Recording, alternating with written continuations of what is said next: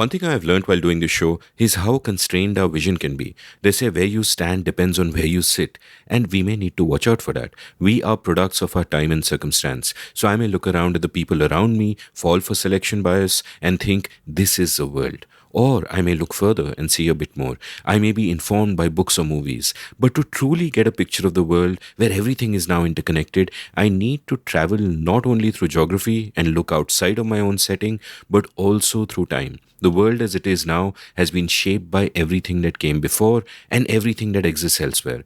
Reality, in a sense, is everything everywhere all at once. So to understand the full sweep of any subject is impossible. Is the effort worth making? Yes, it is. We understand because some brave soul took one for the team and made the effort of gathering dots and joining them.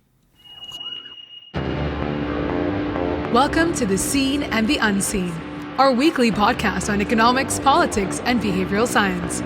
Please welcome your host, Amit Varma. Welcome to The Seen and the Unseen. My guest today is Alice Evans, who teaches at the King's College in London, is a faculty associate at the Centre for International Development at Harvard, and is writing a grand book called The Great Gender Divergence. She looks across time and space to examine, in her words, quote, the origins and evolution of patriarchy, the drivers of gender equality, and regional variation, stop quote. She tries to understand the local factors at play that are causing different parts of the world to move towards gender equality at a different pace, as well as the global currents that affect us all. She takes an interdisciplinary approach, brings prisms from many fields, and is unafraid to question conventions, or indeed to question her own priors. Her podcast is called Rocking Our Priors. She also uses Twitter in interesting and bold ways. She not only writes about her work, but she also thinks aloud, asks questions, engages in dialogue. And this conversation that you will hear now is eye-opening on its own. But it's also, in my view, part of a longer conversation that she has had across various fora, and part of a longer conversation that I have had across episodes with many experts on gender. I will link all those episodes from the show notes. That's why I get to learn so much over time by having conversations like this. Before we begin this one though, let's take a quick commercial break. Have you always wanted to be a writer but never quite gotten down to it? Well, I'd love to help you. Since April 2020, I've taught 20 cohorts of my online course, The Art of Clear Writing. An online community has now sprung up of all my past students. We have workshops, a newsletter to showcase the work of students, and vibrant community interaction. In the course itself, through 4 webinars spread over 4 weekends, I share all I know about the craft and practice of clear writing. There are many exercises, much interaction, a lovely and lively community at the end of it. The course costs rupees 10,000 plus GST, or about $150, and is a monthly thing. So if you're interested, head on over to register at indiauncut.com/clearwriting. That's indiauncut.com/clearwriting. Being a good writer doesn't require God-given talent, just the willingness to work hard and a clear idea of what you need to do to refine your skills. I can help you. Alice, welcome to The Seen and the Unseen. Thank you for having me. This is a real joy. I'm excited. You know, when I met you earlier, we were both at this conference in Udaipur, and the first thought that struck me, and I told you this, was that you are the most energetic person I have ever met. You were just bouncing off the walls, and I'm kind of the opposite. So I've often had this contrast with my guests, where you know, the contrast, very often, the most common place for the contrast is that I tend to be pessimistic and my guests tend to be optimistic, and so on and so forth. But here, I think it's a high energy, low energy contrast, especially because I've just recovered from something which was just like COVID, but I kept testing negative, which was really irritating because, I mean, I didn't want it to be COVID, but what the hell was it? You really want to know? And so the last few days I've been feeling a little low on energy, but it's really great, I think, therefore, that I'm starting my series of recordings in Delhi with you, because hopefully you can inject some of your energy into me and everything can start off well that way. I want to start by asking about your enthusiasm for life, which is a sort of a separate thing from energy, but you are always rushing to talk to people, find out new things. Even when you post things on Twitter, you're asking for criticism and you mean it. You know, what I've noticed about you is that, you know, earlier before we started recording, you were saying you don't feel things like jealousy and all those petty things. But what I noticed is that there's that absence of ego also, where you're perfectly happy for someone to tell you that you're wrong about something if they're doing it in good faith, and you go out of your way to kind of solicit that. So tell me how you sort of came to this approach. Like, what were you as a kid? When you were 11, were you also like bouncing off walls? And you also mentioned you've never fallen sick in your life. You've traveled through India and never got the loosies. So tell me a little bit about the young Alice and as you're growing up, and what made you, not become an Olympic athlete, but instead come towards wherever you are. Okay, I think that I'm jolly and upbeat, maybe for 3 reasons. And let me summarize those before we go into my childhood. One is age 17, after a number of adversities, I taught myself how to become happy. I thought, I need to identify and work out what makes me happy and to pursue it, regardless of what other people say. Because yes, there'll always be criticism, but I need to pursue what makes me happy. And then I also thought to myself, I need to celebrate every single victory. So often we're on this ladder and we're always looking up. We're climbing up the mountain and we're looking at how far we have to climb. And what I need to do is celebrate every accomplishment. So that's one aspect of teaching myself how to become happy. And I always see the silver lining. Now it just comes naturally. A second aspect is that what enables me to be happy is that I've emancipated and liberated myself from people who might try to confine me, from gatekeepers who would support a very narrow objective. Now I do what I love and I pursue it. I love my project. I think the great gender divergence is the most fundamental fact about humanity that we cannot answer. And I've got this tremendous curiosity to find out the answer. And I jump out of bed every day excited to know the answer. And I will look through every single piece of evidence so I can work that out. So that's the second part, this curiosity about the world. And then I'd say the third part is some of the adversities that I have overcome. And I can share these with you now. Yeah? Okay. So I was born to great economic privilege, right? My parents, were professionals. We lived in a lovely house, big garden, went to a very nice school, very well educated. But then, age 10, my father decided he was bored of family life. He went off on motorbikes, holidays, sailing, and he basically abandoned us. We had no idea where he was. For several years, really, we just had no clue. But my mother persevered. She was a lawyer. And one Christmas, he invited his entire family over. We cooked, we cleaned, we waited on them hand and foot. We disappeared after the Christmas. He came back. He issued divorce proceedings. And I was delighted. I mean, he was this hot-tempered bully. He was ex-army. He would just, shout and bully and scold. He was a nasty man. He was even fired from one of his jobs because he was too aggressive. So when he announced these divorce proceedings, I thought this was the most fantastic thing in the world. And then they, there's a saying in Urdu, the major fights and struggles and problems in life over wealth, women and property. And that was certainly the issue for my father. So when there were the court proceedings, my mother got a share of the house. My father resented that. He bitterly resented the amount of money she got over dividing the property. And then he was fueled with venom. He never gave any money and financial support to my mother. And every time my brother went to visit my father, he would return that weekend with this poisonous venom and hatred against my mother that my father had instilled. And I didn't want anything to do with my father, to be honest, and I distanced myself from him. And every time we went to pick up my brother, my father would be abusive to my mother. He would treat her with contempt. He would not allow her in. And yet my mother, she always wanted to be polite, to maintain the moral high ground. To whatever they say to us, we'll be polite and we'll be courteous.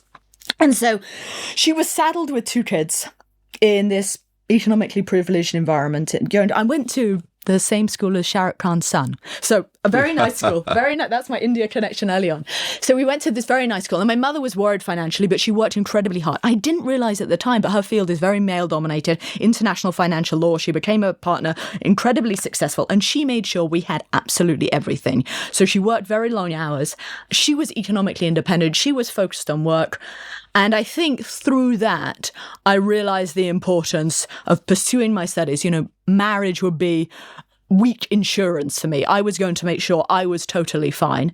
And she was incredibly entrepreneurial. She bought this ramshackle house in a nice environment. She did it up. She made it spectacular. She made it magnificent. We had absolutely everything we could ever want. And I benefited from that great education, just as I'm sure Shah Rukh Khan's son did. And so I went to debate clubs. I was, discussing literature. I was really interested in philosophy and history. I was winning academic prizes. I was successful at school. I was chirpy at school. I mean, you ask about my cheerfulness. I was jolly and playful and boisterous. Was one of the popular kids. I had the parties were at my house. I was fun and outgoing. That said, my brother always wanted to see my father, and he was sort of treated as the golden boy, and I never did, and yet I was always pushed to spend time with him. My mother wanted to make things normal for my brother, thought that family mattered and we should spend time with our family. And so, for example, I was pushed to go on holidays with him, and the following year I would be so upset and cross about that because my father was a bully and horrific that the next year I wasn't good. But I was pushed, for the sake of my brother, that my brother's welfare was prioritised. Anyway, so at school I did well.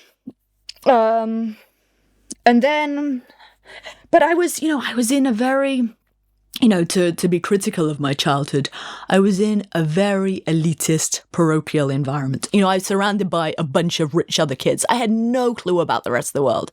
I was absolutely clueless, totally clueless. But anyway, so another important stage in my life was that age 16, I never had any periods. And so I went to the doctors to discuss this, to understand what was going on. And they didn't know. They thought that everything externally was normal, but something wasn't happening. So they thought, well, maybe she just hasn't fully developed. Maybe she hasn't fully gone through puberty. So they gave me more progesterone and estrogen, even though the levels were totally normal. So they put me on the pill. That didn't work. So age 16, they doubled the dose, which I'm sure is a great thing to give a teenage girl. And then that didn't work, so they thought, well, let's bypass the digestive system. And they put me on the patch pill. That didn't work. So anyway, then they did a number of ultrasounds, and they discovered I had only one kidney, only one ovary, no uterus, no vagina. This is a syndrome called Rokitansky. It affects 1 in 5,000 women. And the nurse told me, okay, so this is what you need to do. She showed me a series of plastic dilators. One is the size of your little finger. One is the size of a much larger. That was interesting. She just basically told, so I had what was like a cute, like a dimple. My vagina was like a dimple. And you were basically supposed to ram these plastic dilators inside me to build my own vagina. And I think because of my childhood, having seen my mother being very pragmatic, just dealing with things, getting the job done, my mother never showed any weakness about my father. She never cried. I never saw her express despair. I mean, she's not a warm or jolly person. She's pragmatic. And so I had that same approach when I discovered I had no vagina. Here is the medical solution. This is what I need to do. So, I do this therapy every night. It's incredibly painful, very, tearing a hole in yourself. But I did it. I go to 3 months later, I go to the nurse. She was like, 2.2 centimeters. 6 months later, 4.4 centimeters. Anyway, I did it. I made my own vagina. And then I went to the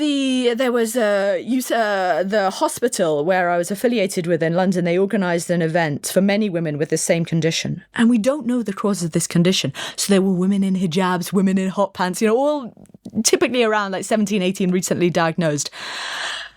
And I then realised that my response to this diagnosis was totally unusual. I mean, the rest of the women were depressed, traumatized, anxious, upset. They felt like they weren't proper women. They didn't have, even though externally I'm totally normal, even though my chromosome's totally normal for females, they felt they weren't proper women. They were incredibly distressed. And so what I did is I got up and I said, hey, I'm Alice Evans and I made my own vagina and you can too. And that's probably one of my greatest contributions to public welfare, because after that, women, contacted me and they said, you've changed how I see myself, for so long. And, so long. And this is a broader point that whenever there is a stigma, whenever there is a taboo, people stay silent. and they stay ashamed and they don't speak to people, and that cultivates a negative feedback loop because people feel alone, they don't have the support, they feel bad in themselves, and that's just it's a mental construction, a repeat of beliefs and behavior. So what I saw is me speaking out was a public good. So when I was at school, I would tell anyone who was interested, hey, I have no vagina but I made it.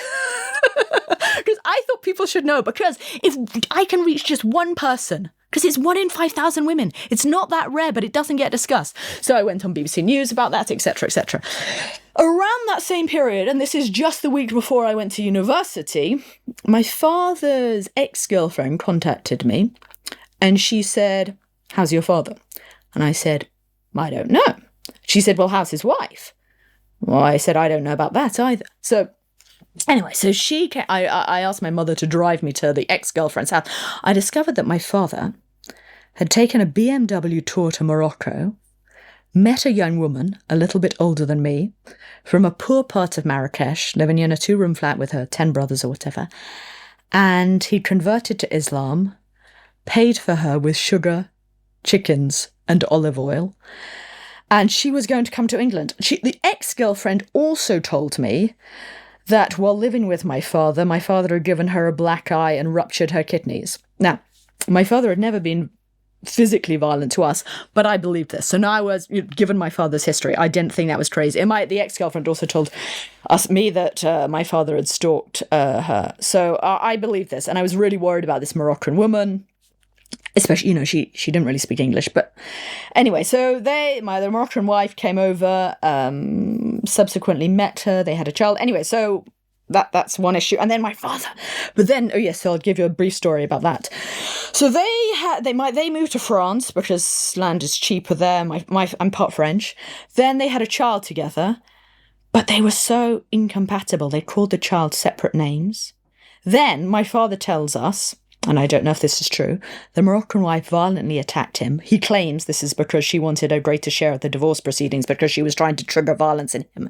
They had 5 custody battles because my father did not want to pay the maintenance to her. He did not want her to get the money. 5 custody battles over this child. And at one point, my father kidnapped the child. So she is in England. She moved back to England because she thought French people are racist and she wanted to live in England. She was I forget, somewhere in England. Then the police knocked on the door of my mother's house at 2 a.m. and asked to search the property just in case the child was there. My father was apprehended at Portsmouth in England, and my brother had to pay the bail of £5,000. Anyway, we can move on from that story. So that's just one, adventure. Shall I go on to the... So are we happy to continue? Please continue. I'm yeah. Okay. So then at university... Oh, no, I want to tell you another story that I think is an important part of the process. When I was 16...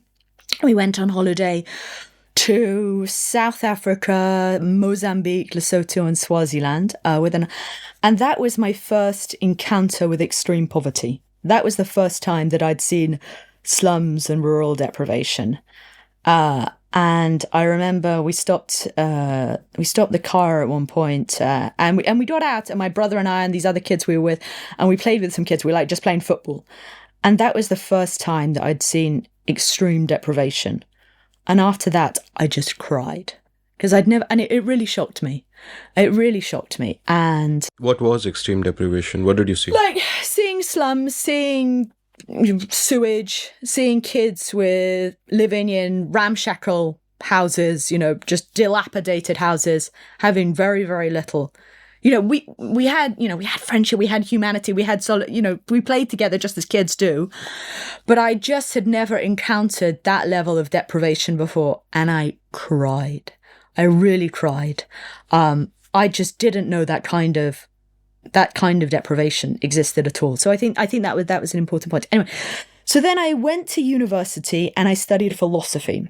And that was incredibly important to my mental development. So I think philosophy, I studied, free will. And through studying that, I realized that free will is impossible because it's luck what kind of personality we have. Whether you're the person who works hard, that's luck. Whether you're a person, if you're born in an environment in which hard work pays off, that's luck. I also came to question personal identity, that I realized there is no constant thing. That's just a mental construction. I also became skeptical the external world existed. We studied the arguments about the brain in the vat, and I realized that I could be a brain in a vat. There's no evidence that these aren't just mental stimulations. I studied metaethics and the idea that actually our claims about right and wrong and good and bad are just social constructs. There's nothing in the external world that is a moral fact. This is something that we've made up to, and that has enabled our societies to thrive. I also studied philosophy, and before I became a nihilist, I was very interested in utilitarianism, and I found that very persuasive. And when I became a utilitarian, I became a vegan, and I gave away vast sums of money because I was concerned, extreme poverty, etc. So what was also so I became, that philosophy, I was continually questioning everything.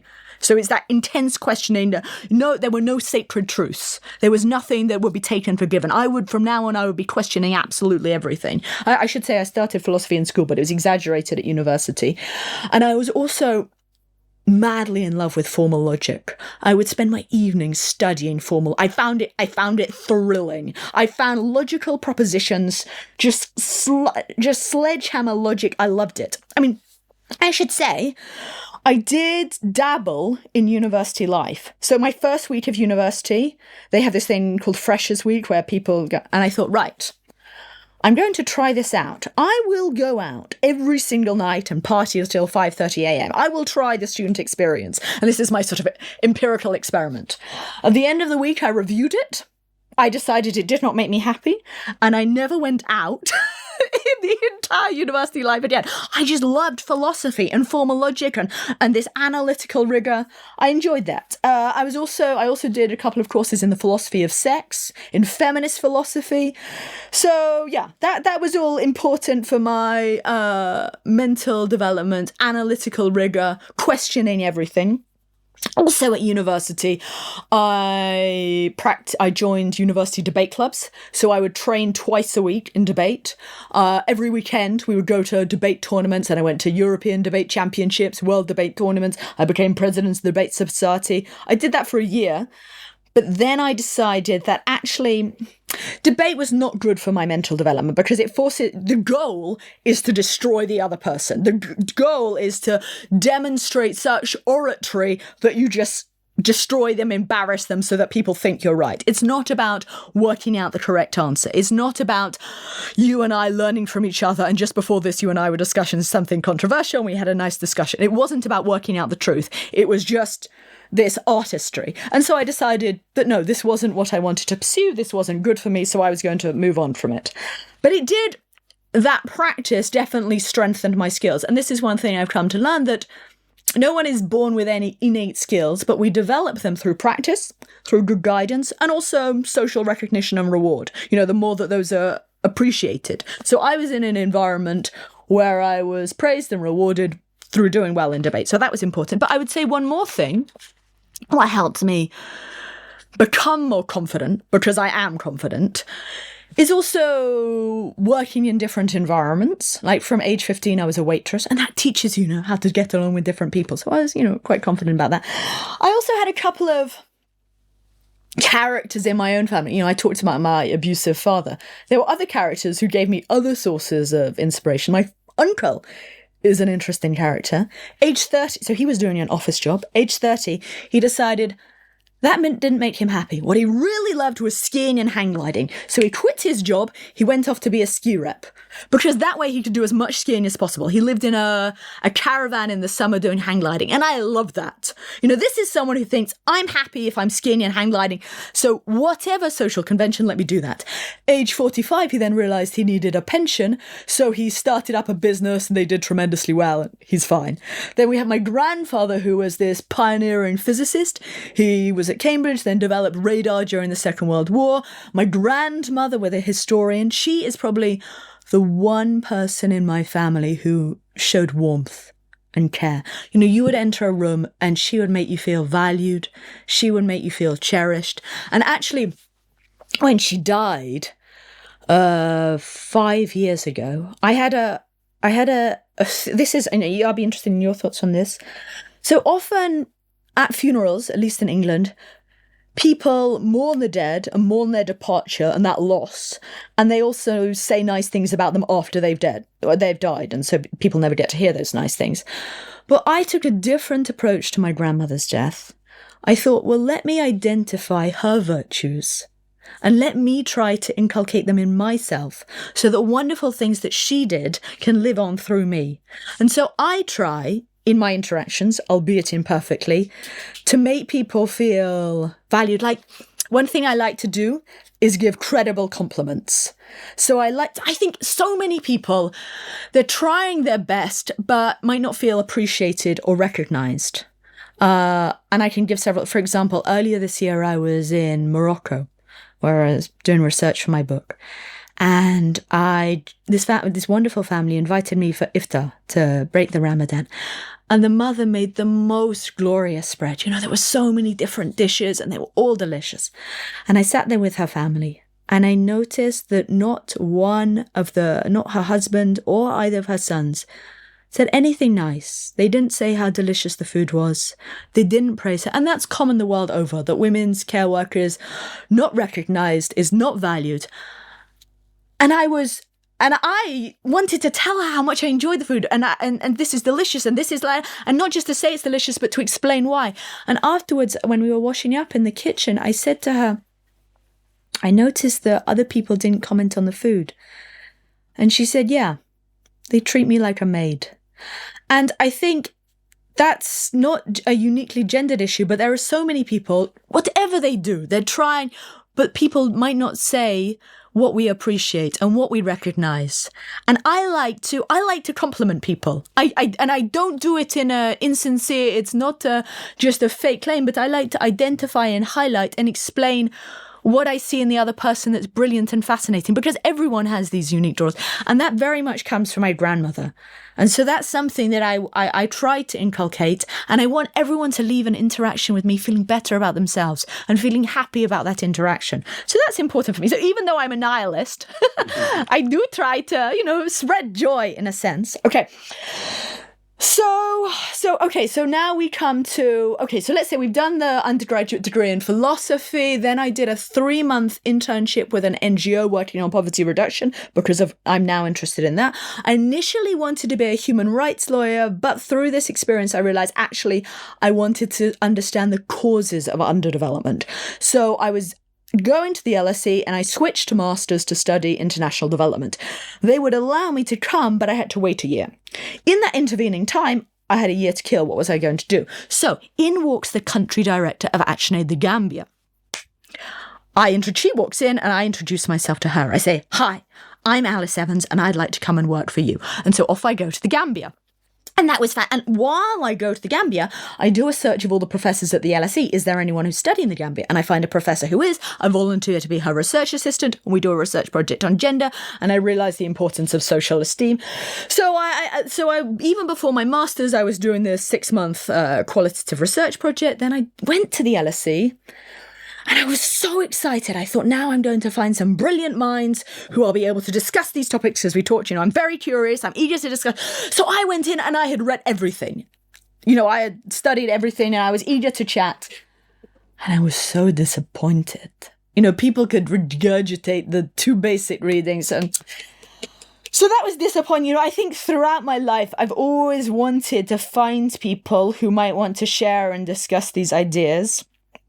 But, that wasn't at the LSE. Then after my master's, I decided I want to pursue a PhD. Now, because I chose to continue with Professor Sylvia Chant because I knew her, we had a nice relationship.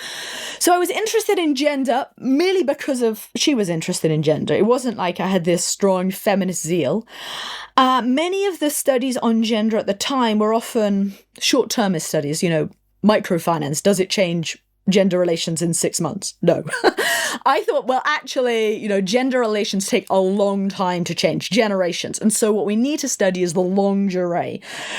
So I thought, where is a good place for me to study 100 years of how gender relations change. And I picked Zambia because from the 1930s, there have been ethnographic anthropological studies. So 1930s, 1950s, 1970s. So that was a great place for me to go to. One hitch is that people would be speaking Bemba. So obviously I need to teach myself Bemba. How am I going to do this? Well, I contacted a professor of languages at SOAS, but then we couldn't find we really couldn't find many resources. So I found on eBay a colonial missionaries drama book. And I also found a sort of dictionary from the 1960s, and I studied this. And then I went to Zambia. I just went to some event. I met a schoolgirl, and she was 16. Her name's Esther. And I said, "Can I come and stay with you?" And she said yes. So I lived with that family, and every morning I woke up at 4 a.m. I studied my grammar book. I soon realized that the dictionary I was using was totally antiquated. I mean, these were like deep rural Bemba that missionaries were using. So no one was using these words. So what I did is I wrote my own dictionary. Every time I heard a word, I drew a picture of it, because that's a form of active learning. That the more we creatively engage with a concept, the more it aids our learning. So I wrote this dictionary. I wrote my own dictionary. I became fluent in Bemba. And I also in that period, one day I was interviewed. I mean, it's my intense curiosity that pushes me to be bold and take risks, because all I want to do is learn. And so nothing else matters. So I wanted to interview a local government councillor. And she's living in a slum. So the day I meet her, I say, we have a nice chat. We have a fantastic interview. We get along. I say, well, can I come and live with you? So then after that, I lived in the slum for 6 months. Another time I went to interview an MP in the same area, and she invited me to stay with her, and then off I went to live with MPs. And so in Zambia, all the MPs lived together in a sort of B&B type affair. And so while I was staying there, I was invited to go on national TV and was interviewed about my research in Bemba. So I was on state TV. And then here's this young white woman. I was 24 at the time, who's fluent in Bemba. And so I became famous across the country. So I would, anywhere I would walk, I would get on a bus, I would get in a taxi, I would be in a supermarket 200 miles away, and people would know who I was. One time I was even deep in the bush, and I was giving all my official papers to this person, showing I had approval. So she was like, "I know who you are. I've seen you on TV." So that was all very helpful, that people felt that they knew me. So that study in Zambia was really important. So what I learned is, in Zambia, there's now a saying that you can hear in markets, in schools, in homes. They say, "Banamayo, kutiba bomba inchtoshabaume." And what that means is women can do what men can do. And this has emerged as a result of economic behavior and cultural changes, in that from the 1980s, there was worsening economic insecurity as a result of the plummeting price of copper, state cutbacks, HIV/AIDS, and men could no longer provide for their families single-handedly. And so women surged into the labour force to provide for their children, to make ends meet. And initially, this was just adding to their drudgery. They weren't being recognised, they weren't being valued. But through prolonged exposure, as people saw women fighting to provide for their children, to pay the electricity, as widows were demonstrating equal competence alongside men, then people, and through public discussions, people talking in the marketplaces, sharing stories about these women pioneers, sharing stories about women mechanics, women professors, women doing all these great things, people came to recognise and revere women, and that encouraged social change. So that was my PhD broadly, and then I realised another conundrum. Well, why has this social change been faster in cities than in rural areas? And that's a global phenomenon. That in cities, people are generally much more liberal, much more gender equal, etc. So I thought, right, I want to understand this. So let me do a comparative rural-urban ethnography. So I returned to Zambia, I interview some rural-urban traders, and they invite me to go back to their village. And so we were talking about, and so to get there, I was going to board a coach, take a shortcut through the Democratic Republic of Congo. And on the way, these Congolese border officials stop me and tell me to disembark the coach. These 8 soldiers take me into a room, and they shout at me in the local language. And you can understand this. They haven't been paid in a long time. They want to intimidate the white person. I totally understand that. As luck would have it, colonial borders were arbitrarily imposed. I already knew their language. So I reply in my polite and fluent Bemba, and I explain myself, I explain my purpose, I'm perfectly calm. This frustrated them. So they took me to another room where they shouted and hectored me in French. As luck would have it, I'm part French. So they eventually released me. Off I go, back on the coach through this 10-hour drive through the muddy parts of Congo. I arrive in the village, and that was wonderful. This is a place of no electricity, no running water, no phone signal. But I talked to people. I tried to understand why many of these traditions had persisted in the village, and I learned that this is a place this was a swamp, so it's much more socially isolated. Many of the vast majority of the women there were wives and mothers, and that's people grew up anticipating that. So even if and also there's this, and I realized how negative feedback loops can persist. So even because of fear of social condemnation. So for example, one woman, Mavis, she was a trader in town. And through trading in town, she heard that in town, women kept their own money. And she wanted that. She definitely wanted that. But she couldn't push for that at home. And that frustrated her. And I asked her why. It's because people in her community wouldn't support that. And she didn't want to fight that battle. And similarly, I was talking to a man in town who, through coming to town, he'd realised that gender-based violence was wrong. That it was wrong to beat your wife. He was definitely opposed to it. But back in the village, he would not intervene in such cases because he anticipated social condemnation. And I think that's an important point about what I call our norm perception. So even if we are privately critical of something, if we anticipate social disapproval, we often choose not to rock the boat. And that can create what I call a despondency trap. Because if we never see successful resistance, people may not push back. And so then they never see successful resistance. And so these places remain caught in a negative feedback loop, and that impedes social change. So it's the isolation, the dearth of economic opportunities leads to cultural persistence. So that rural study that's really important. And then I had another conundrum.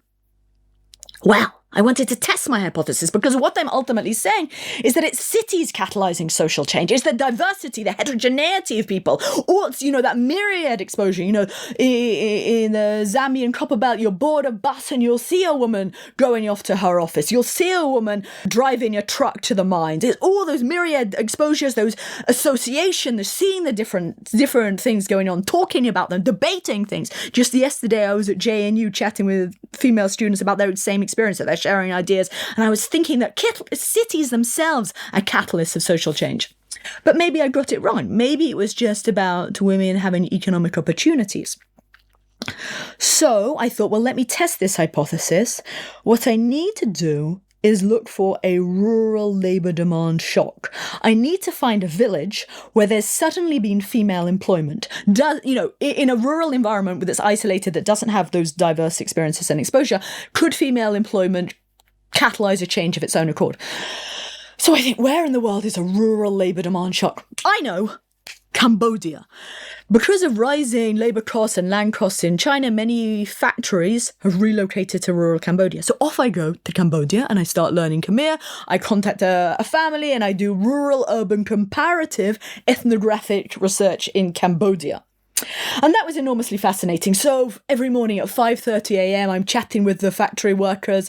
And through this, again, the rural factory workers were saying how they feel pride that they're able to support their families just like sons. They feel pride that they're able to support their parents. But it's not like they have their own, they're not, incredible autonomy. They're not like they're challenging gender barriers. They're gaining status, they're gaining pride, they're gaining esteem. But it's there's far more radical disruption in cities. I talked to garment workers and one told me how in the apartment next to her, the husband was sharing the care work. And she realised that, hey, yeah, if I'm working, my husband's working, my husband can also be doing the washing up. So she pushed for that too. Her husband refused, and so she divorced him. And I talked to her students too, and they said, well, the other day I saw a woman driving a tuk-tuk, which is their equivalent of an auto rickshaw. And they were like, women can do what men can do. And I talked to male students, and they'd say, yeah, I came from the village. getting a scholarship or bursary, subsidies for education. And I saw these women administrators. I saw these women managers, and I realized that women can do stuff too. So again, I see the same theme, that cities enable this diversity, this exposure, these critical discussions. So that helped me realize something about the broader process of structural transformation, that cities, combined with relatively high rates of female employment and public spaces of open discussion, can enable cultural change. But in this process, what I've told you, it's basically like Alice having a dialogue with Alice, right? All these things have been like me testing my own hypotheses. There's very little engagement with the outside world. I mean, all these articles that I publish, they always publish well. I never felt that there was a strong appetite or interest in my research. Whenever I went to conferences, people were doing radically different things. There might be an RCT or there might be something. I never found that there was an audience that was interested in what I was doing. It was just me by myself, interested in it for my own sake. And I think there, Twitter in part has helped me because I'm able to reach out to a broader audience. I do find some people who are interested in these bigger questions. And so I think that has been liberating in itself. But I think also, so often you hear academics complain that there are disciplinary gatekeepers, and people in economics, for example, they might say, journals want to publish these kinds of research, or this is popular, and I think of that as a little bit like an abusive marriage. That if people try to please one person, then they're beholden to that narrow gatekeeper, whether it's journal gatekeepers or whether it's the abusive husband. But that's contingent on your desire to please that one narrow group. We each have the opportunity to step back and liberate ourselves and say, actually, no, I don't want to. That isn't the audience that I want to please. So my PhD happened to be in geography because I'd followed Sylvia Chant. I didn't like what the geography journals were pushing me to do. They liked me to theorize space. I thought that was pointless. So I stopped publishing geography. So I think I've always had this, I've cultivated over time incrementally this sense of what makes me happy, what do I think is important intrinsically, let me pursue that. I'm not going to be beholden to whatever kind of social policing or social convention. I'm going to do what I think is important. So, and I think that's a consequence of, gaining knowledge.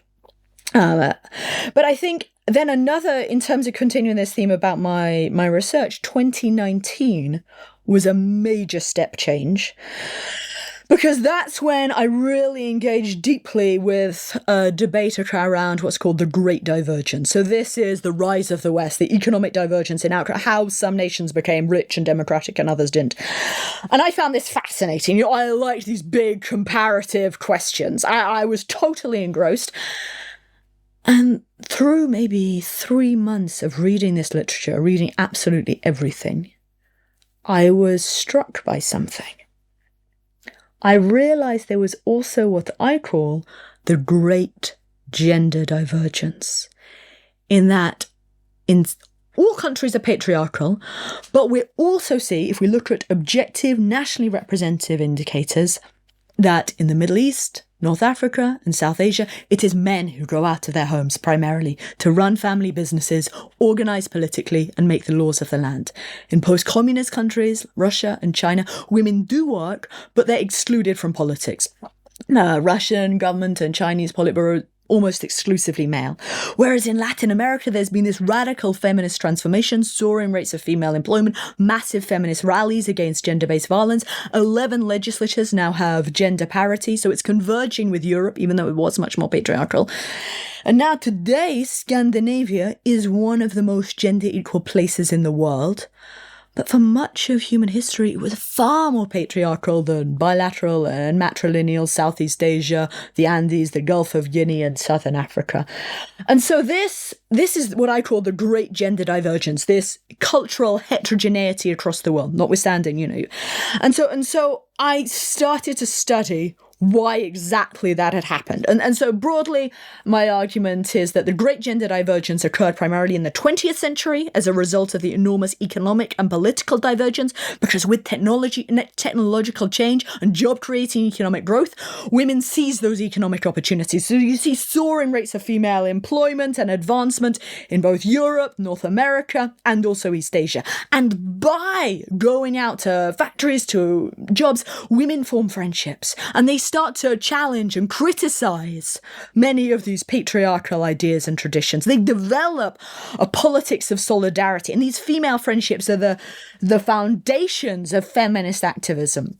And women also seize political opportunities. So where there's democratization, in South Korea, for example, women organize for Me Too. They organize in Latin America. They challenge this stigma and shame around rape. But the rate at which women seize those political economic opportunities is mediated by their culture. And so then I wanted to understand the enormous divergence and causes of why, in some cultures, female labour supply rises weakly with economic jobs and opportunities. And so I can talk about that if you'd like. And so then I wrote to Princeton and I had this big book proposal and I said, listen, here is the most fundamental fact about humanity that we cannot answer. I want to study it. This is what I propose. I propose to study the history of every single country in the world. This has not been done before, but I believe I can do it. And at that time, people did not believe that was possible. But, I'm someone who's made my own vagina, who's taught myself to become fluent in Bemba, and I pretty much believe I can do anything I want to, anything I put my mind to. I have learned that with practice and perseverance, I can do it. And I thought this was an important project, and I wanted to give it a try. And so that's what I've been doing for almost 3 years now. And so I've come to India as part of that study to, try to learn, to listen to different people traveling across India. So while I've, read much of the literature and understanding, different academic perspectives, now I want to talk to people to hear their stories. So let me come back to your question. What makes me so upbeat and optimistic? I think I have pursued what's made me happy. I have liberated myself from forces and organizations that would try to restrict me, constrain me. I do what I enjoy, but I'm also enabled by incredible generosity, incredible kindness. Like I was saying earlier, when I was stuck in Jaipur, the father offered to, drive me all the way. When I was stuck in Jaipur, the guy offered to drive me all the way to Udaipur. So it's people's support and kindness and encouragement. I do not exist in a vacuum. All of this, and going back to Twitter, I have received incredible support, encouragement, and that social reward, that social recognition has really helped me continue. It's a lot of encouragement, a lot of support. So I'm happy in that respect. Fascinating. There's so much to double click on, but I'm just wondering if this gentleman in Jaipur who offered to drive you, you should have told him, yeah, okay, drive me. He'd probably have driven you to the bus stop and said, there's a bus, take that bus. No, I'm kidding. Lots to double click on here. And I'll, before we get to your work and the great gender divergence and all of that, which we'll come to, before we get to that, some more questions about your personal journey. And one of the things that I'm sort of struck by is how you bookended your wonderful answer by talking about happiness and the sort of notion that you looked at it in an intentional way. You started by saying, I decided to be happy, right? As an act of intentionality. Later on, when you speak about college, you spoke about how you realized that any skill can be learnt. So you could almost shape yourself by learning the stuff that you were learning, and then you go to Zambia and you learn Bemba. Though I have to tell you that if I tried to teach myself a language by drawing something for every word, I would just be babbling because I'm really bad at drawing. So I guess you're good at drawing as well, which is, again, in the time that you learned philosophy, and I'll ask you about each of them. I won't ask you about free will, I'll ask you about metaethics, but one thing that you mentioned was how you sort of realized that identity isn't a fixed thing. Who you are isn't a fixed thing, which is a theme I keep going back to on how it's contingent not just on perhaps on circumstance, but also on little things like the chemical composition of your brain, or what did you have to eat that particular morning. If something is off a little bit, you're a different person entirely. And that speaks to also this effort you're talking about of sort of building yourself, deciding to be happy, deciding to be good at X, deciding to be good at Y, deciding to follow all of these different things. So tell me a little bit about that, because sometimes when, I think in my extremely negative, pessimistic way about identity and so on, I sometimes wonder if somebody says something good about me, that, that does this person know that I'm really winging it, that all this isn't real? And then, of course, the question at the back of that is that what is real? If everything is kind of constructed either consciously or otherwise by you. Yeah, and most people, they are who they are kind of by default. They don't think too hard about this stuff. They think happiness is something that happens, not something that you can cause yourself to be, right? So what are sort of your thoughts on becoming who you are? Especially when you realize through your study of philosophy that it's all fragile, that you could just grow older and get dementia and forget everything. And if you forget everything, who are you? You're back to nothing, except you no longer have the tools to build it back. So what's your sense of how your identity evolved when you look back at yourself? What do you like? What do you not like? When you think of who you are, sort of what are your feelings? What did you want to be? How did you see that, perception of yourself sort of changing with time? I liked your question. What did I not like about my past? What aspects of Alice Evans were less good in the past? I think perhaps in the past I might have allowed myself to be shy, to be nervous, to be easily intimidated. And I've overcome that in the way through encouragement from others. So I remember after my PhD and postdoc at the LSE, I went to Cambridge and I was very nervous. I was very intimidated. But I had a wonderful colleague, Emma Maudsley, and she said, listen, there's just this Cambridge myth. These are just normal people. Don't be intimidated. And that support and encouragement made me feel okay. And so I could engage with them. So right now I may strike you as this confident, bubbly person, but this has been an incremental journey. It's about trying something, taking a risk, being supported by others and realizing I can do it and then thriving. So I think, so I was not always this confident. There was a period when I think I was about 13, and this was a result of my father's bullying, that I barely spoke. All I did really was just apologize. I just say, I'm sorry. That's what happens when you live with a bully, right? So it's not like I've always been this, go-getting, feisty, independent mind. Let me give you another example. So I run my own podcast, not as successful as yours, but I started it when I was in Cambridge because even then I was relatively confident, but I knew that there were a number of other amazingly brilliant minds who might be shyer and more worried about self-promotion. They, reluctant to put themselves out there. And I thought that's a net loss for the world because we're not hearing their brilliant ideas. So let me set up a podcast and let me interview them. So I was doing all these interviews with academics and I wanted to highlight their research. And this is also part of my love and excitement for learning. So the other day I did I met at their conference in Udaipur, I met Sumya Dhanaranja and Vidya Mahambre. They told me about this research they'd just done. And so that very day I say, hey, let's do a podcast. This is great. And they were a little bit nervous. They were worried. They hadn't done a podcast before, but I was encouraged. I said, listen, your work is fascinating. I want people to hear about this. And so that's why I started the podcast, to share brilliant ideas. But even when I was doing that podcast, I was often deferential to my guests. Even if I was privately critical, I was reluctant to say, I don't think that's plausible. I don't think that's persuasive.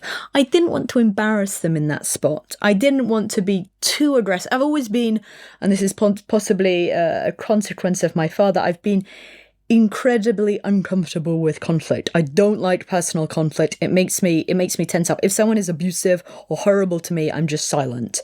I'm silent. I don't say anything. I don't speak back.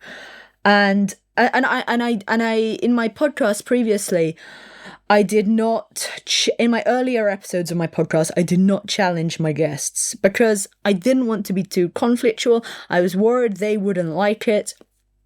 And actually, some male guests did react and so then a kind friend said to me, "Listen, I was listening to your podcast, and I think sometimes you disagree with them, but you don't say it." And I think that's common for many people, especially women, that we're reluctant to challenge. And they said to me, and they were really encouraging and supportive, and they were like, "Listen, you've read this material, you know your stuff. You can express yourself, and push them, and people enjoy that. People like a feisty podcast." So, and I did that increasingly, and I think, but it really depends on the guest. So, for example, one of my very close, my best friends, he's very kind and he's very supportive, and whatever I say to him, he never is aggressive or hostile. But other male guests have been. So, I once interviewed a professor who I won't name.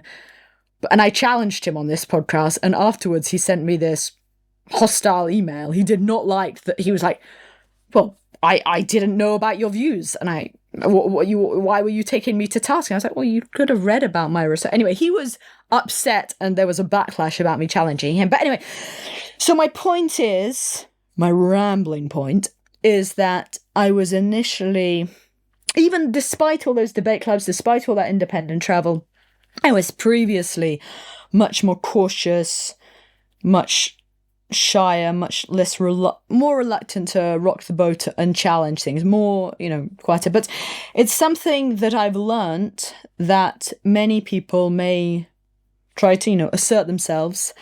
And part of, developing an open dialogue and a more egalitarian relationship is to assert oneself. And so I can draw a brilliant example from the Gulf of Guinea. So in the Gulf of Guinea, there were women always had in Yoruba and Igbo, Asante, and in Cameroon as well. Women had their own independent networks, and they used that female solidarity to challenge men that would try to transgress or try to challenge their autonomy and authority. In Cameroon, they would even say, a man dare not even steal an egg from his wife's chicken coop, because these women, gender relations aren't set in stone. It depends on women mobilizing, protecting their entitlements, and that's something that I've learned to do. It's a skill I've developed. Yes. So that's so to answer your question, what do I not like about the old Alice Evans is that not so much a dislike, but I've learned how to be more confident and more assertive in myself. And I've learned also to be more diplomatic and to learn the ways in which it's possible, and I've learned how to get along or cultivate, get along with a diverse group of people. And that's come through, traveling the world, meeting lots of different people. So I've learned diplomacy and I've learned assertion, I'd say. Early on, in your first answer, you spoke about how when your dad filed for divorce, you was just so delighted, Yes. right? That this shit is over. Yes. Later, you spoke about Cambodia and about how these women would go to factories and they'd be, staying with next to other women like them, and they'd hear another woman say that, "Oh, my husband shares his housework," and you spoke about this young lady who demanded the same of her husband and divorced him. Which is again a cause for celebration. I once, I think 13 years ago, I wrote a column about how the best metric we can use in India to show whether women are progressing or not is rising divorce rates, which I felt was great. The higher they go, the better they are, because it shows that women are getting more empowered. But a larger question I have for you, and we'll of course talk about all your research and all your work in detail, but the larger question that I have is that isn't marriage toxic? Isn't marriage fundamentally toxic, especially for women? It's convenient for men, but isn't it toxic? And therefore, when you look at the larger arc of history, like what you've done so beautifully through all your writings and your essays, is talk about how all our norms, all the ways that we behave, the structures in society are shaped by things like geography and economics and different kinds of circumstance.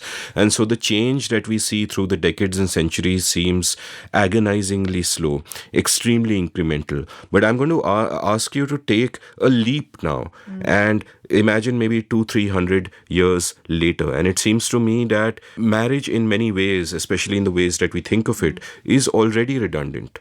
And there is an acceptance of it, which is a lagging acceptance, and it'll take a long time to play out. But it simply doesn't make sense, especially for women, especially in the shape that it is now. Okay, let me answer that with 3 points. Point number 1, no, I do not believe that marriage is toxic. I've met many people in wonderfully happy, supportive, loving relationships. The experience of love, it can be fantastic. I don't mean every marriage is toxic. I mean the notion, the concept of marriage, the way people look at it, both men and women. That's what I mean. Marriage can cultivate hierarchies and inequalities if several conditions are met.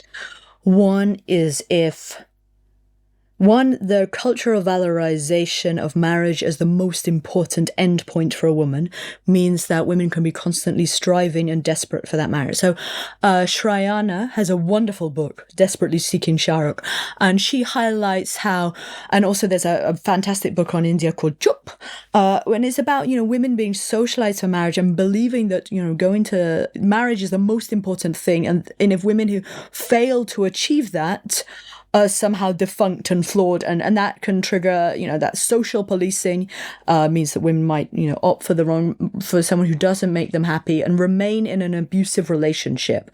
So it's 1, the cultural valorization of marriage. 2, it's the dearth of economic opportunities that might make women reluctant to leave that abusive marriage. And 3, if divorce rates are very low, then and if there's strong social policing, women may believe that they can't exist alone. So and we see this across. So there's this Bijou has a great paper on terrorism and dowry deaths, and his argument, as I recall, it's from Karnataka. He talks about women being reluctant, women getting married, then their husband's family exploiting her and beating her up to leverage more dowry, and her not leaving because of fear of social policing, the failure, the condemnation of a divorced woman. So it's the condemnation of divorce and the dearth of economic options, and also women's fear that they cannot manage alone means that women continue in many of those abusive, unhappy relationships. So those conditions can cultivate hierarchy. The unquestioned inequalities and the lack of exit options. And that's it. And let me add a third point, that even in societies where marriage rates are low and where women do divorce, that doesn't get you to gender equality. So let me give you the example of the Soviet Union, where as a result of the communist model of extensive growth, there's very high female employment. There continues to be very high female employment. There continues to be a high number of female-headed households. So many women have chosen to exist independently, and they can because they're economically autonomous. But still, because totalitarian communism suffocated feminist activism, there is very weak feminist activism, and women are not represented in the corridors of power, and the Russian government continues to discriminate against women. So there are weak protections against gender-based violence. So a couple of years ago, the Russian parliament actually decriminalized domestic battery. So even if a woman is living your life, it's not about you yourself, whether you choose to get married or not. It's about the social and political environment that enables gender equality. So I will come out and say marriage can be totally fine and loving and wonderful and happy. There are just a range of other social and political conditions that are also important. Yeah, I'm kind of thinking, looking ahead, that assuming that the arc of human history goes towards progress and goes towards a nicer place. I need to come back to your 300 years question, and I need to play the pessimist here. Go ahead. Yeah. Okay, so I think the reason I call my book The Great Gender Divergence is that some countries have become much more gender equal, whereas in others, we see far slower transitions to gender equality. So despite rising growth in much of the Middle East, North Africa and South Asia, we still see very low rates of female employment, for example. So that is what they call the divergence. And there are reasons to think that divergence might persist. And let me highlight 3 things that pose a risk. One is rising authoritarianism. So gender equality is partly a matter of challenging patriarchal ideals, challenging ideas that women should fast for their husbands, challenging ideas that women should perform subservience by doing everything for their husband, doing the housework for their husbands, etc. And that happens through debate, what Amartya Sen calls the argumentative Indian. And that flourishes in conditions where there is open debate, where there is free thought. And so rising authoritarianism, which we now see across much of the world, can stifle that public debate because people become more reluctant to speak out. And so it's not even suppression of civil debate more broadly has a silencing effect on feminist activism because it mutes that culture of resistance, which is hugely important. So where we see rising authoritarianism, we should expect to slow any kind of cultural change. And what's second point. And so, for example, in China, even though there are very high rates of female employment, even though women are enormously successful in business, crackdowns on Me Too, media blackouts on Weibo and WeChat mean that many people regard sexual harassment and abuse as inevitable. And it is very difficult. So debate is absolutely critical. Open debate is hugely important. Second issue is a primary driver of rising female employment is job creating economic growth. But there are two obstacles to that. One is climate breakdown. Climate breakdown, absolutely, as you know, and I don't even need to argue this point, is going to suppress job creation, right? It's going to suppress economic growth through, one, environmental disasters, destruction of physical infrastructure, and also high temperatures, which make it impossible to learn, to acquire human capital, to be productive. And so that will make it so much harder. Third issue is automation. Especially if our institutions continue to allow job-killing automation. Automation doesn't necessarily need to kill jobs. It could augment labour. But if our institutions, so for example, in India, female labour force participation in rural areas has declined as a result of mechanization of agriculture. So, if you have mechanization in ways that reduce demand for labour in Bangladeshi families. We've seen in factories, rather. Since 2013, Bangladeshi factories have hired fewer labourers. They've hired fewer low-skilled labourers because they've increasingly mechanized. So if we have authoritarianism, job-killing automation, and also climate breakdown, then that means that we're caught in what I call this patrilineal trap. That if the available female earnings do not compensate for male honour, then women will continue to remain at home. And so that would be the story for South Asia, North Africa, and the Middle East. Whereas in Africa, in much of Africa, like in Zambia where I was, women will be trapped in rural poverty. And they will continue to bear many children. Their families will not have the money to educate them, so they will quit school at 16, bear lots of children, and struggle to acquire the assets, the resources to challenge dominant men, to go to the cities where they learn about all these different ideas.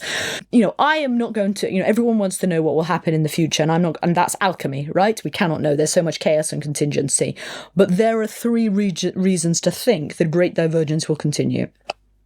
So there I am, the pessimist. It's a terrifying moment because there's great cognitive dissonance, because I just realized that I'm optimistic on all 3 points you mentioned, but optimistic in the long term. Mm-hmm. I think in the short term and the medium term, I'm quite, I think the outlook is bleak, but I'm optimistic briefly in the long term because, as far as authoritarianism is concerned, I hope that we are not doomed to this forever, and technology empowers individuals, and hopefully we'll find our way out of this. As far as climate change is concerned, I think in the long run we will solve it. I have enough faith in human ingenuity. We've come through other crises before, and if we don't, what's a big deal if one species vanishes?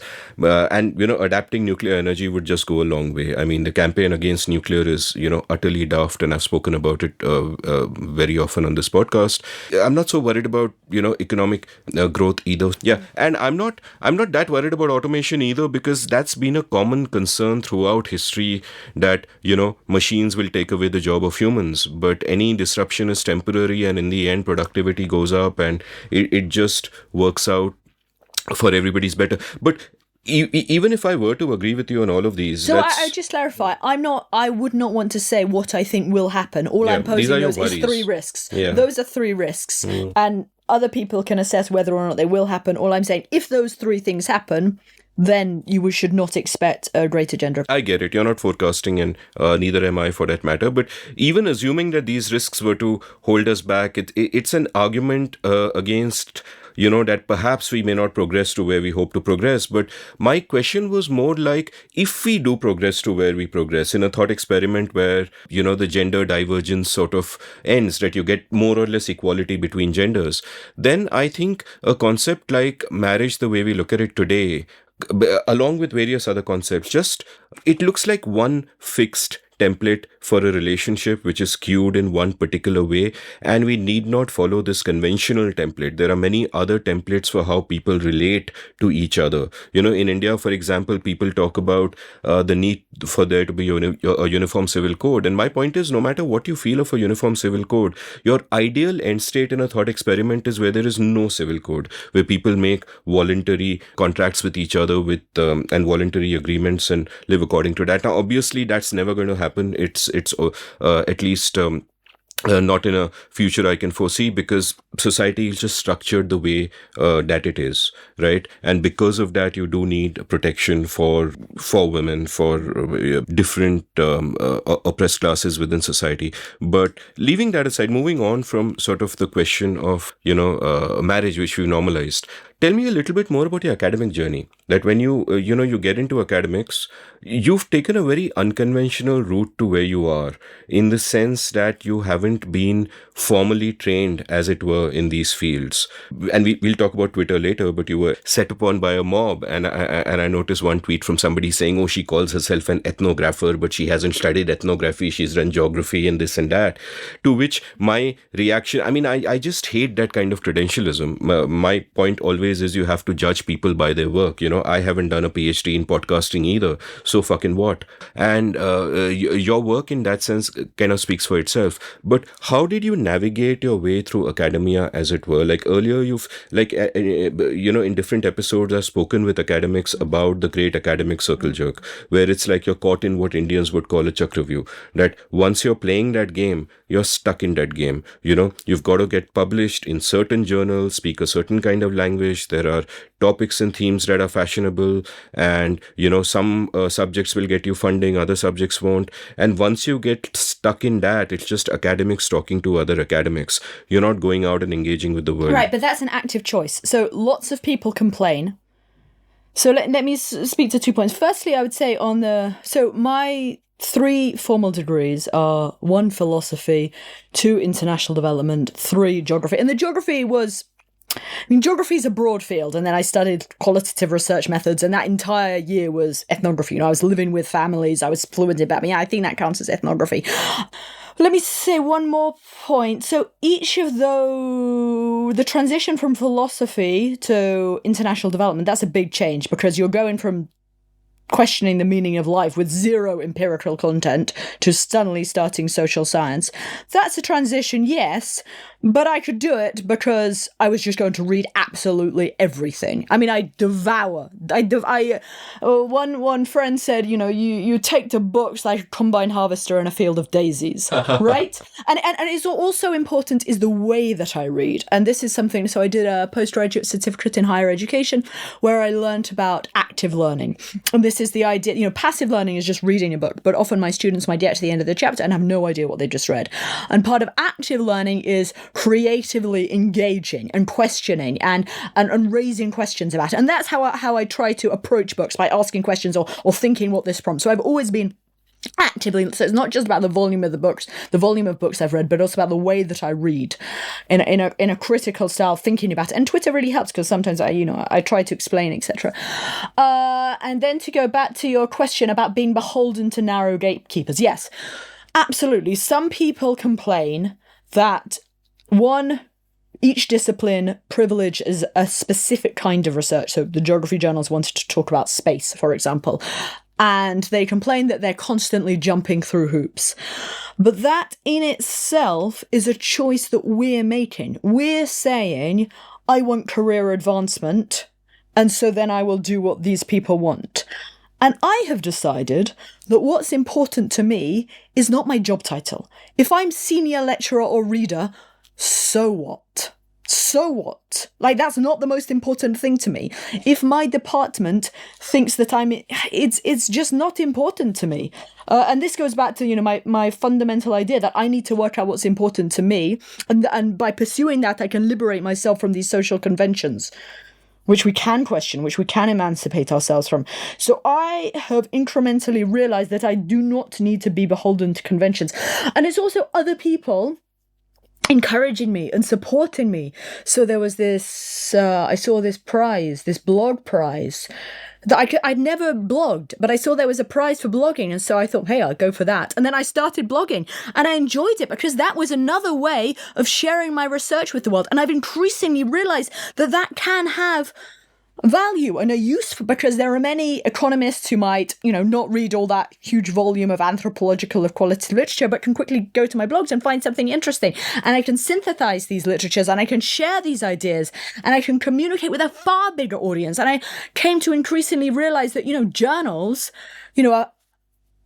a locked journal that many people in many parts of the world cannot afford and cannot access. And even if they could access, it's only about 8 people reading it because they need to get the reference or the citation.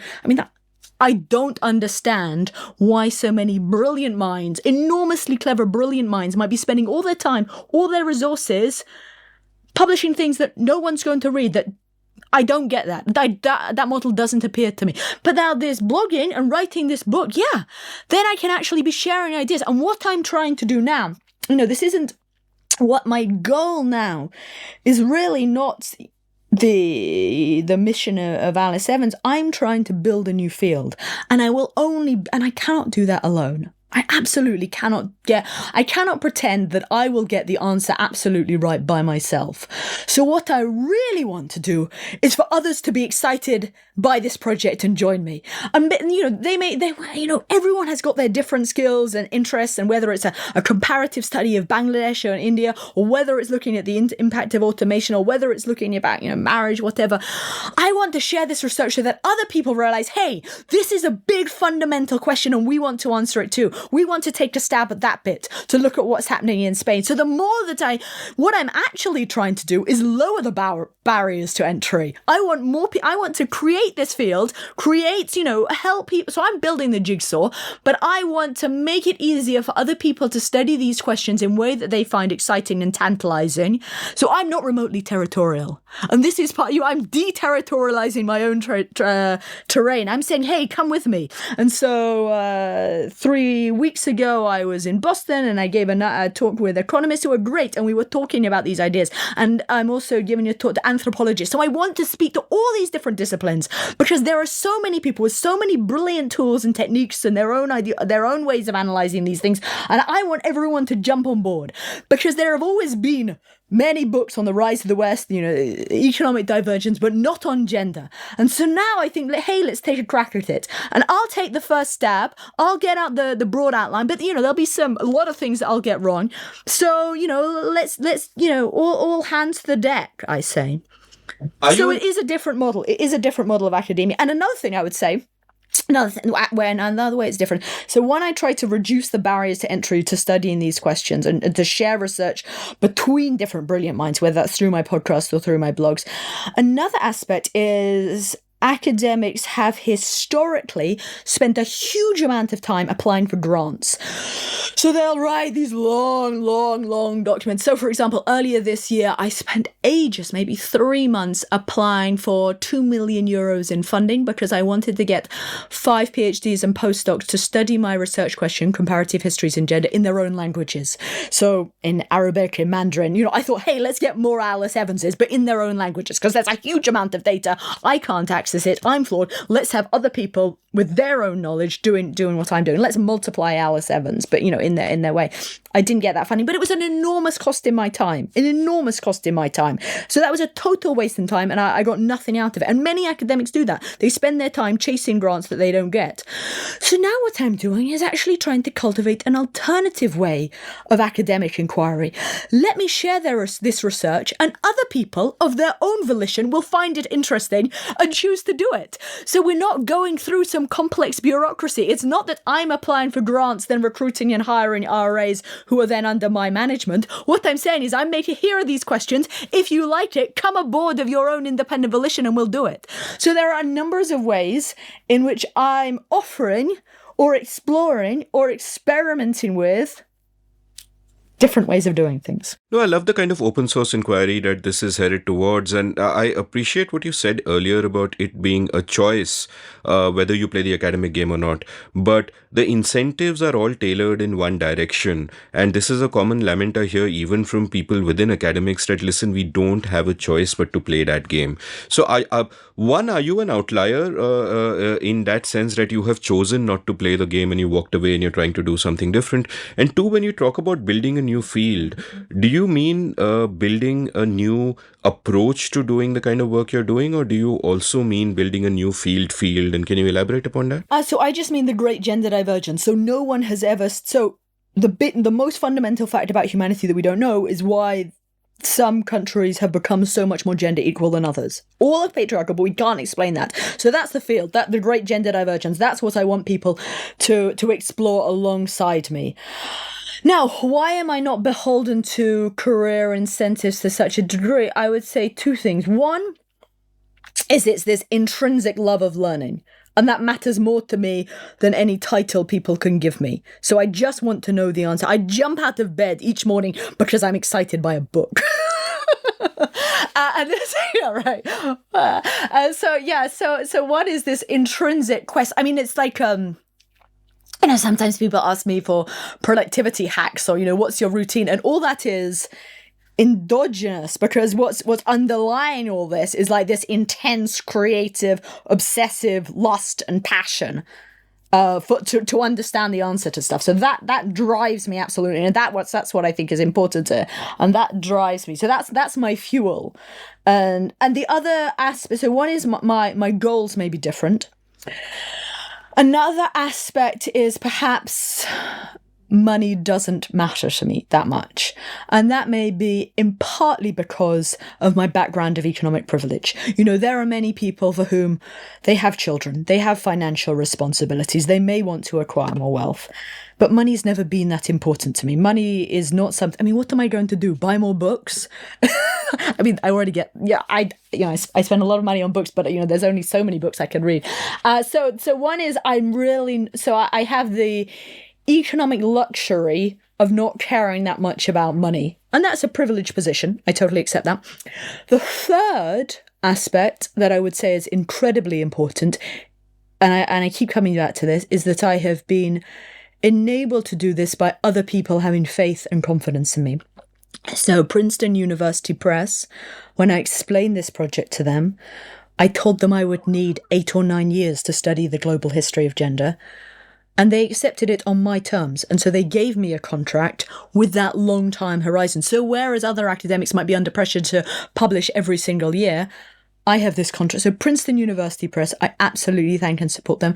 I've also been able to cultivate a number of grants that, enable me to travel around the world. So that gives me a sense of financial freedom, financial autonomy, people having belief in Alice Evans. So it's so going back to your point, it's my love of learning, to me really not caring about money, and because of my economic privilege, and 3, other people's faith and support in this project. So let's double click on the love of learning. And at one point you said you read absolutely everything. Yes. I think you said that a few times, and I tell my writing students don't use adverbs, but in this case absolutely seems quite apt for how much you do seem to read, because almost every day on Twitter you're like recommending a couple of interesting books, and I've bought a bunch of books just because I've seen you tweet about them excitedly. So tell me a little bit about what is your process of what you earlier described as active learning. Like, how do you read? Do you have a note-taking app? How do you take notes? What sort of your speed of reading, in the sense, one of the things I'm kind of blessed with, which enables me to do this podcast, is I can read both fast and deep at the same time. I don't skim. I can do that. I can take notes. But I have a feeling you read much more than me. So I'd love to know about what your methods are of assimilating knowledge, of giving them the time to seep into you, and for you to think about them, contextualize them in the light of everything else that you've read. So take me a bit through that process. Like you say, you bounce out of bed in the morning because you're looking forward to reading a book. So, so what's a typical day in your life, and, what is this active learning process like? Okay, I want to answer that in two parts. One is I want to share active learning that might be useful to others. So as I mentioned earlier, I did this 2-year qualification in how people learn, and I was fascinated by that process of learning. And I think that's enormously important because we can be more productive if we apply active learning. And so I tell my students four fundamental things. So one is when they read a paper or a book, they should be able to reflect on it and synthesize that material in a single sentence. So that active synthesis. So what is the main argument? 2, they should look what evidence is presented to support that argument. So they should look through the book, saying, well, where is the evidence? And then 3, does that stack up? Does it support the argument? And to be critical of the evidence or the methodology. And 4, then to think, well, how does this approach differ from other perspectives, other literature in that field? So it's that 4-pronged approach which I encourage my students to for active learning. And then I always, so that's what I encourage my students to do. Now, my process myself, again, trying to apply my active learning, I sometimes use Twitter here because what I try to do is to present a book in a way that appeals to a broader audience. And that pushes me to be creative, to think, well, let me make this interesting to a wider audience. So let me connect this to a bigger question. Let me help people understand this. Let me help outsiders understand this. So the more that I'm creatively engaging, thinking about how to present that material and present that evidence is actually, let me confess, part of my active learning process. And I'm thinking about the ideas, relating it to the broader question. So that public engagement is actually part of my active learning. I mean, of course, I don't tweet about everything that I read. I'll tell you a story from. So I have this software called Zotero, which is a referencing software. And so just the number of things that I've cited, so that's not the totality of everything I read, but I think in the past 3 years, it's now up to 3,500 books and papers. I mean, it's a lot, but it's always with this mechanism. That's 3 a day, basically. Yeah. How many books do you read in a day? Well, if it might be some combination of books and papers. Oh yes, you asked about my day routine. So usually I jump out of bed, I do the book. I have this, the hive of activity, and then exercise is very important to me. So I usually spend either 1 or 2 hours exercising at some sort of middle of the day or something like that. So I do my exercise, and that's really important. And I think that can also, there's huge endorphin release. It's important to be away from the screens, and my best ideas come to me when I'm charging through the countryside, running. And I think there's also, and I don't know the academic research on this, so I present this only as an anecdote, there's also a sense of confidence through being athletic and physically strong. Like, I think one reason why I'm not intimidated when I'm traveling around the world is I can see men and not being intimidated by them. So I think that could be one. But the mental health, I have huge mental health benefits from being very athletic, going through the countryside, fresh air. I love it. I do a range of sports. I run, I cycle, I swim, I do yoga, I do Pilates, I lift weights, I do everything. And I get a great joy out of that. Yeah, you mentioned before we started recording that you went to a gym with a friend and you were stronger than all the men there. Yes. So, yeah, I'd be just the other way around. If I went to a gym, I'd be weaker than all the women there. So there you go, playing to those stereotypes as well. Here's my next question. There's always a trade-off when you get into a subject between thinking too broadly and becoming too narrow. Now, one of the traps that people and academics have fallen into is they've become what my friend Ajay Shah would describe as prisoners of domain expertise, right? So they choose a specialization and they are kind of trapped there. Growth in GDP in the middle class in Congo between the year 1632 to 1633, and so on and so forth. And they're completely trapped there, and that's all that they can see. And they're not bringing wider insights to bear on their work, even from their own discipline, forget other disciplines. And the allure of going broad is that you can bring different frames from different disciplines to look at a problem. That you may look at something that is happening in one country and use your insights from other countries and be able to see things that a domain specialist wouldn't do. I think in somewhere, I forget where you wrote this, but you quoted Fukuyama, where you said that you don't know your own country if it's the only country you know, something Yes, exactly, to that yeah. effect, right? And that's beautiful. The danger, however, of being broad is that whenever you comment on anything that is narrow or any specific thing, a narrow specialist who has studied only that thing will say, hey, you're being too broad, you're generalizing, you're absolutely. painting with broad brushstrokes, right? And this seems to me to be an insurmountable problem. No, it's not. Tell me about I it. absolutely agree. I need to be as expert as every single expert. So for every topic, whether it's marriage in medieval Europe, I need to know that literature. I need to be absolutely on top of that literature. And I don't believe there is a trade-off between breadth and depth if you have infinite time and absolute passion to understand it. So the comparative lens, so for example, by comparing East Asia and South Asia, we can understand the massive importance of job-creating economic growth.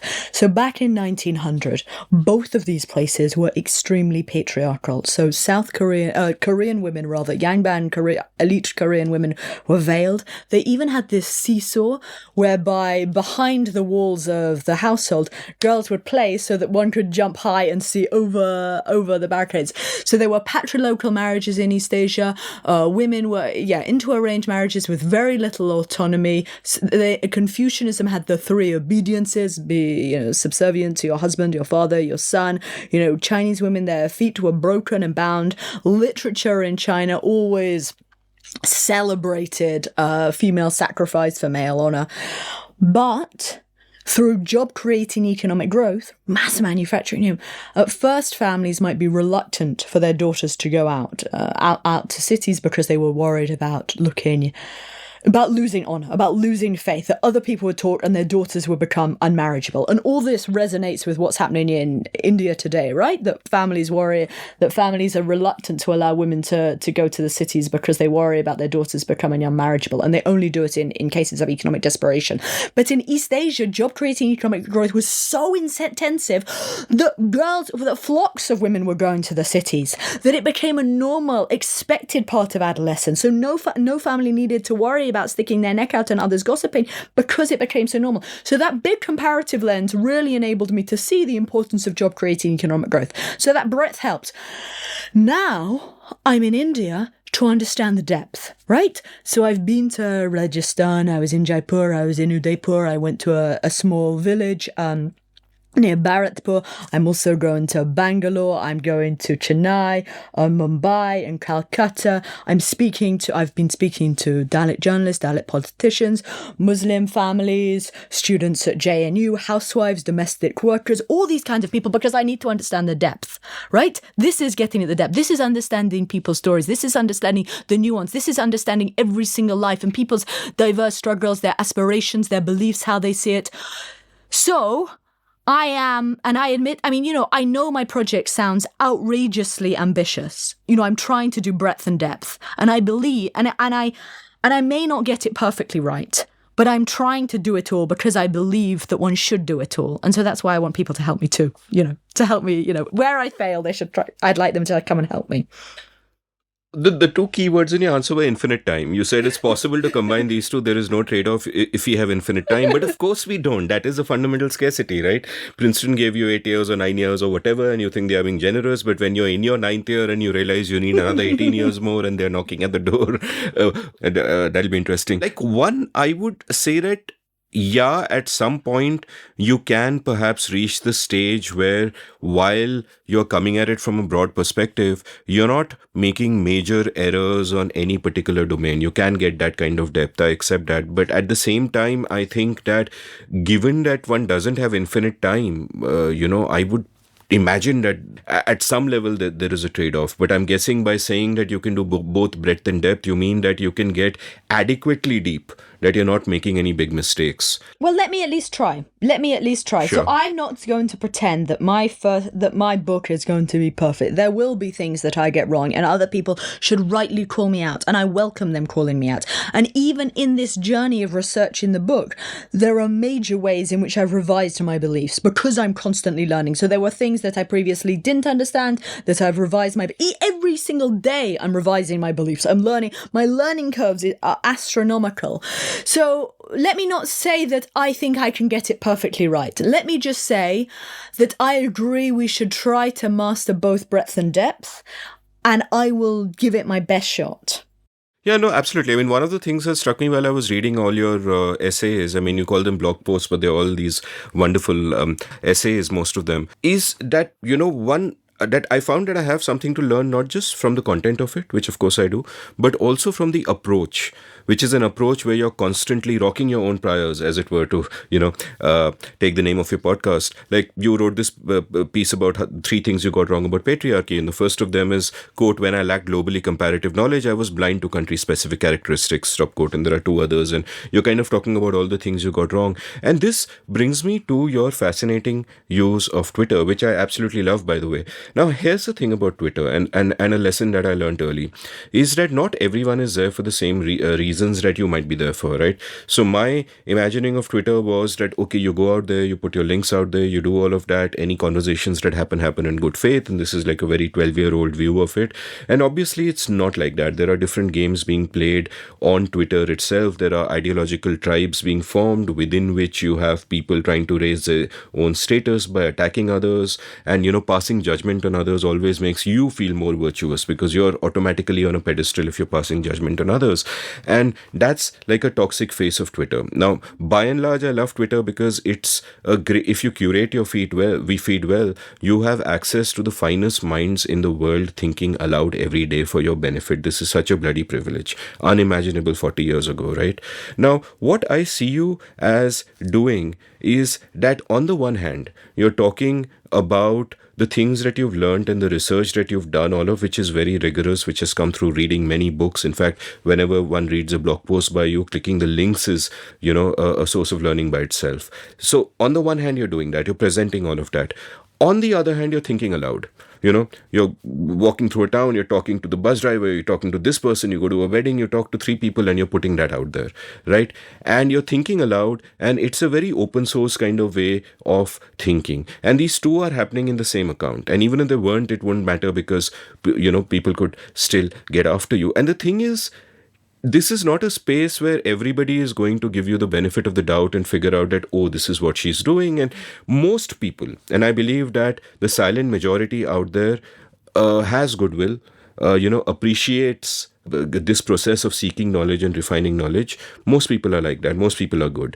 But, mobs will randomly form when somebody will interpret something you said in bad faith and we won't go too much into detail because I just find it unpleasant to think about it. But you've been at the receiving end of a mob like this recently. I have a number of times in the past as well, right? So how do you get past this? How do you, what you do on Twitter by opening the space for dialogue, where you're essentially telling everybody that, hey, I'm thinking aloud, I could be wrong, tell me how I'm wrong, I'll learn from that, I'll incorporate it, which is not just posturing, because you actually do that. It's very obvious from your blog post that you're engaging with everything that kind of comes at you.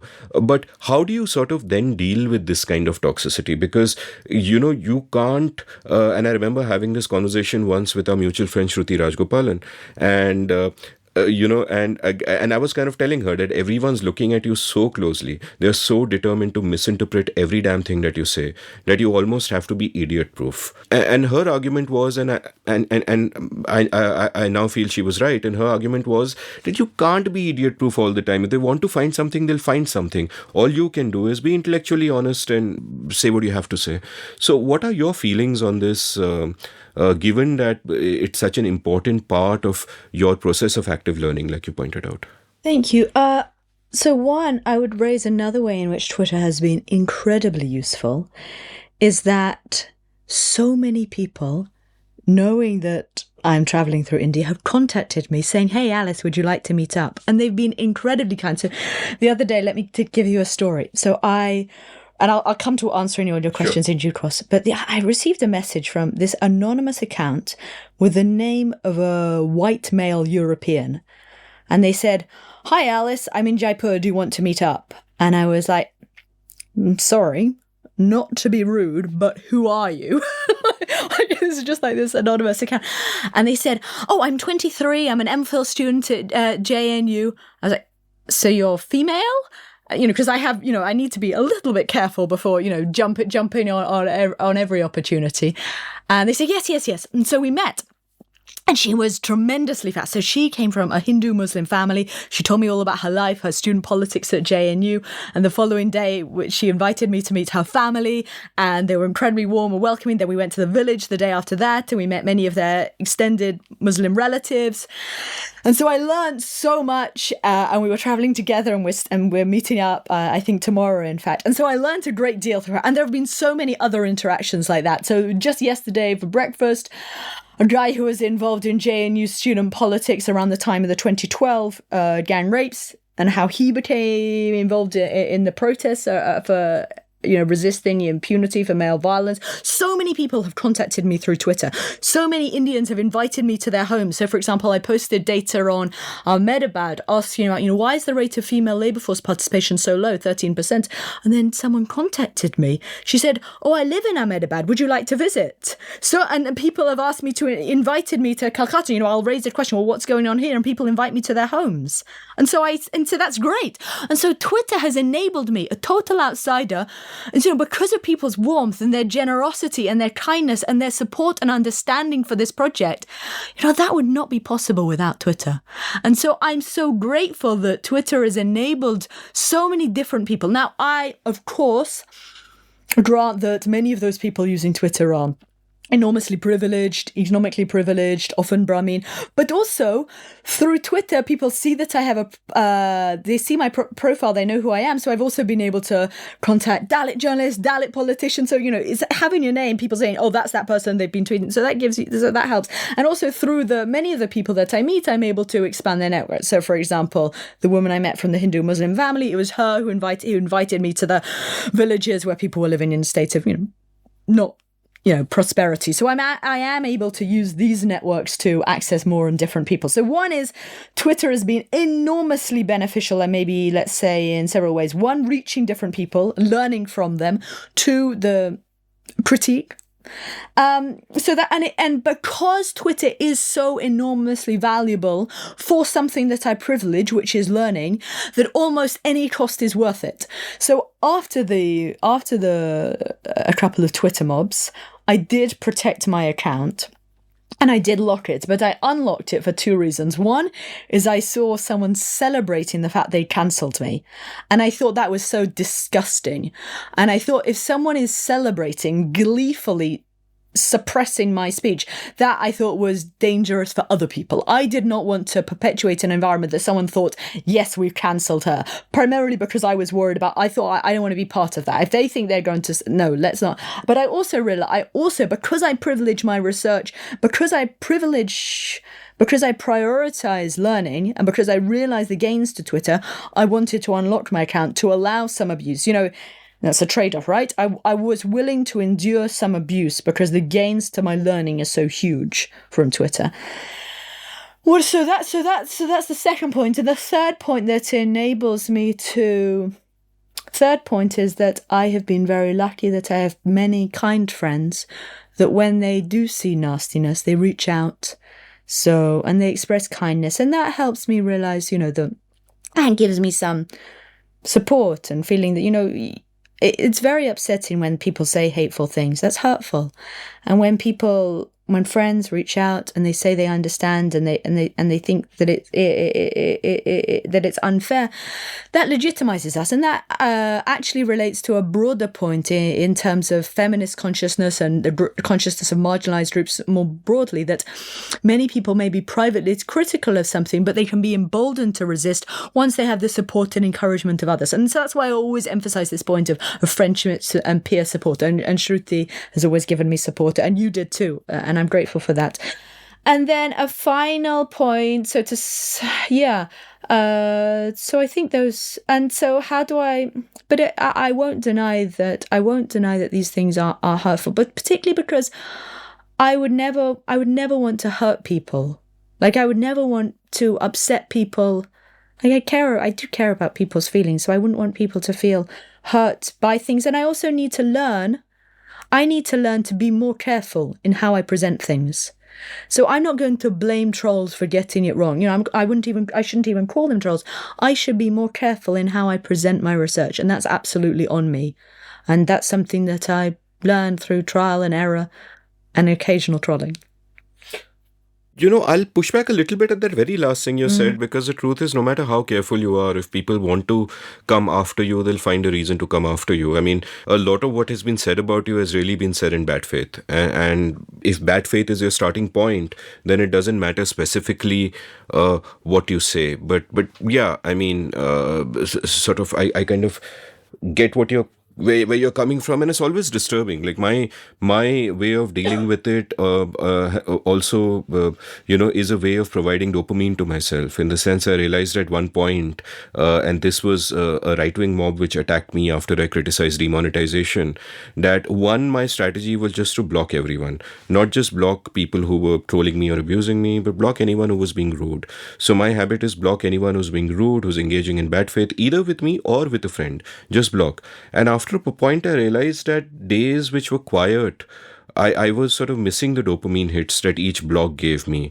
You could say I was being addicted to blocking people, but once I became aware of this, I successfully fought this addiction. Otherwise, I could have, been deliberately provocative just to be able to block people. But anyway, thankfully, I haven't gone down that road. So, let's take a quick commercial break now. And on the other side of the break, we'll, continue talking about your life, but also actually get to your work, The Great Gender Divergence. So, thank you so much. Long before I was a podcaster, I was a writer. In fact, chances are that many of you first heard of me because of my blog India Uncut, which was active between 2003 and 2009 and became somewhat popular at the time. I loved the freedom the form gave me, and I feel I was shaped by it in many ways. I exercised my writing muscle every day and was forced to think about many different things because I wrote about many different things. Well, that phase in my life ended for various reasons, and now it is time to revive it. Only now I'm doing it through a newsletter. I have started the India Uncut newsletter at indiauncut.substack.com, where I will write regularly about whatever catches my fancy. I'll write about some of the themes I cover in this podcast and about much else. So please do head on over to indiauncut.substack.com and subscribe. It is free. Once you sign up, each new installment that I write will land up in your email inbox. You don't need to go anywhere. So subscribe now for free. The India Uncut newsletter at indiauncut.substack.com. Thank you. Welcome back to The Seen and the Unseen. I'm chatting with Alice Evans about her great work on gender, specifically her forthcoming book called The Great Gender Divergence, which we're all waiting for, which even Princeton is waiting for, though they're pretty patient. I don't feel like waiting another 8 or 9 years for it. So here's the thing, right when I began my research for this, obviously the first step is you Google somebody's name. And there's an actress by the name of Alice Evans. And I was like, what is this? We must make sure that our Alice is the first Google search result. and this other person, it's just intolerable. But leaving that aside, tell me a little bit about how you arrived at this subject in terms of this is what I'm interested in and this is what I want to do. Like you already spoke about going to Zambia and doing that, the narrow study that you did. But how did that process take place where you kind of broadened your view and you said that, no, I don't just want to study A or B or C, I want to study the whole damn alphabet. How did that come about? Well, I was always interested in these long-term comparative studies. You've seen that through my rural-urban contrast, my Cambodia-Zambia contrast. So I really enjoyed that. And I've always been interested in examining the causes of how the world came to be. So some, for example, economists or political scientists might examine the effects of some intervention or some shock. I've always been interested in why is our world like as it is. So that was my prior disposition. Though I tell you, I actually stopped researching gender in about 2016, 17, because as I was saying earlier, there really were, even though I was publishing fine in very nice journals, no one was really that interested in my research, and there just wasn't the environment. People they weren't bothered. No one else was doing what I was doing, so I stopped it, and I did labor repression and global supply chains, and I went on a total tangent of looking at corporate accountability. I compared the politics of labor repression in Bangladesh and Vietnam. So I'd even given up on gender because there was so many, for example, in gender theory, there's often a lot of understanding gender identities and gender fluidity and performances of gender, whereas you have these other economists might be looking at smaller processes, RCTs. So no one was doing these big comparative studies. And I think I was a little bit lonely in the sense that there wasn't anyone who saw value in what I was doing. And so I thought, well, so I didn't have enough self-belief to continue it. And then, as I was saying, I encountered economic history on the great gender divergence and how the West became rich. And I loved this for the big comparative questions, striking at the heart of the differences in our global society, and also using interdisciplinary methods. So drawing on also economics and understanding geography, and drawing on marshalling every method to work out what's going on. And so I really loved that. And so that's how I came to look at the great gender divergence. Now, in terms of my methodology, when I start a new region, first of all, I remember when I started studying South Asia or the Middle East, I was totally overwhelmed. I'm a total outsider, right? I know Zambia and Cambodia. What did I know about India? And that's incredibly overwhelming. And I accept, it may seem mad that I even embarked on trying to understand the history of gender in India. To be clear, no one has written a history of gender or an explanation of how countries became so patriarchal in any one country. So I'm trying to do in every single country what has not been done as an explanation of it. And how I do that is, one, first of all, start with some broad overview history. So let me understand South Asian history, or let me understand history in Morocco. And then I piece together that jigsaw. So I go further back. I look at population movements by looking at genetic data of who moved in where. I look at archaeology. I read histories from medieval period. I read more recent studies from economics, sociology, anthropology. So all this time, I'm always piecing together little different parts of the jigsaw, definitely learning from all these disciplines, and iteratively building. So I think one difference that distinguishes my methodology from some of the big books on the rise of the West, they often have their theory, but it's not necessarily developed from the ground up. What I'm really trying to do is study every single society and not go in with any priors at all, but try to assemble it from the bottom up. So we can use big studies in economics. For example, there's a famous paper by Alesina and others showing that countries that had a history of the plough typically have lower female labour force participation. And then we can try to use anthropology to trace changes over time to understand, or archaeology or sociology to understand why that might be important. And to do, when you study each society in depth,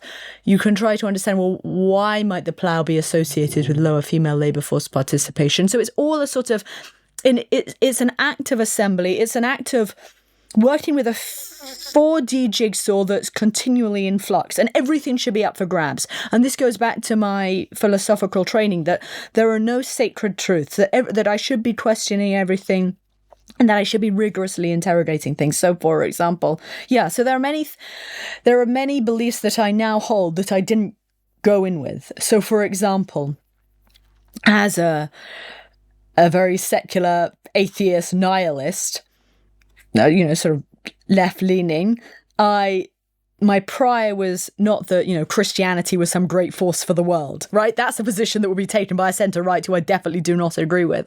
And so one of the arguments is that it was the Christian church that promoted the European marriage pattern, that is nuclear families, and it's the church that meant Europe has these nuclear families. And I was so opposed to that idea.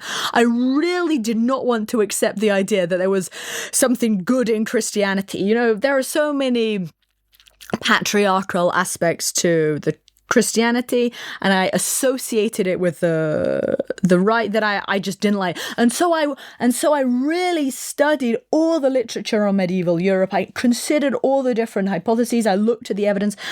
And then I think one thing that really changed it for me, I was reading this fantastic book called Ties That Bind by Barbara Hannawelt. And she looks at coroner's reports from before the Black Death, so in the 11th century. And what she finds is that even before the Black Death, these peasant families in England were cooperating outside their kinship group. They lived in nuclear families.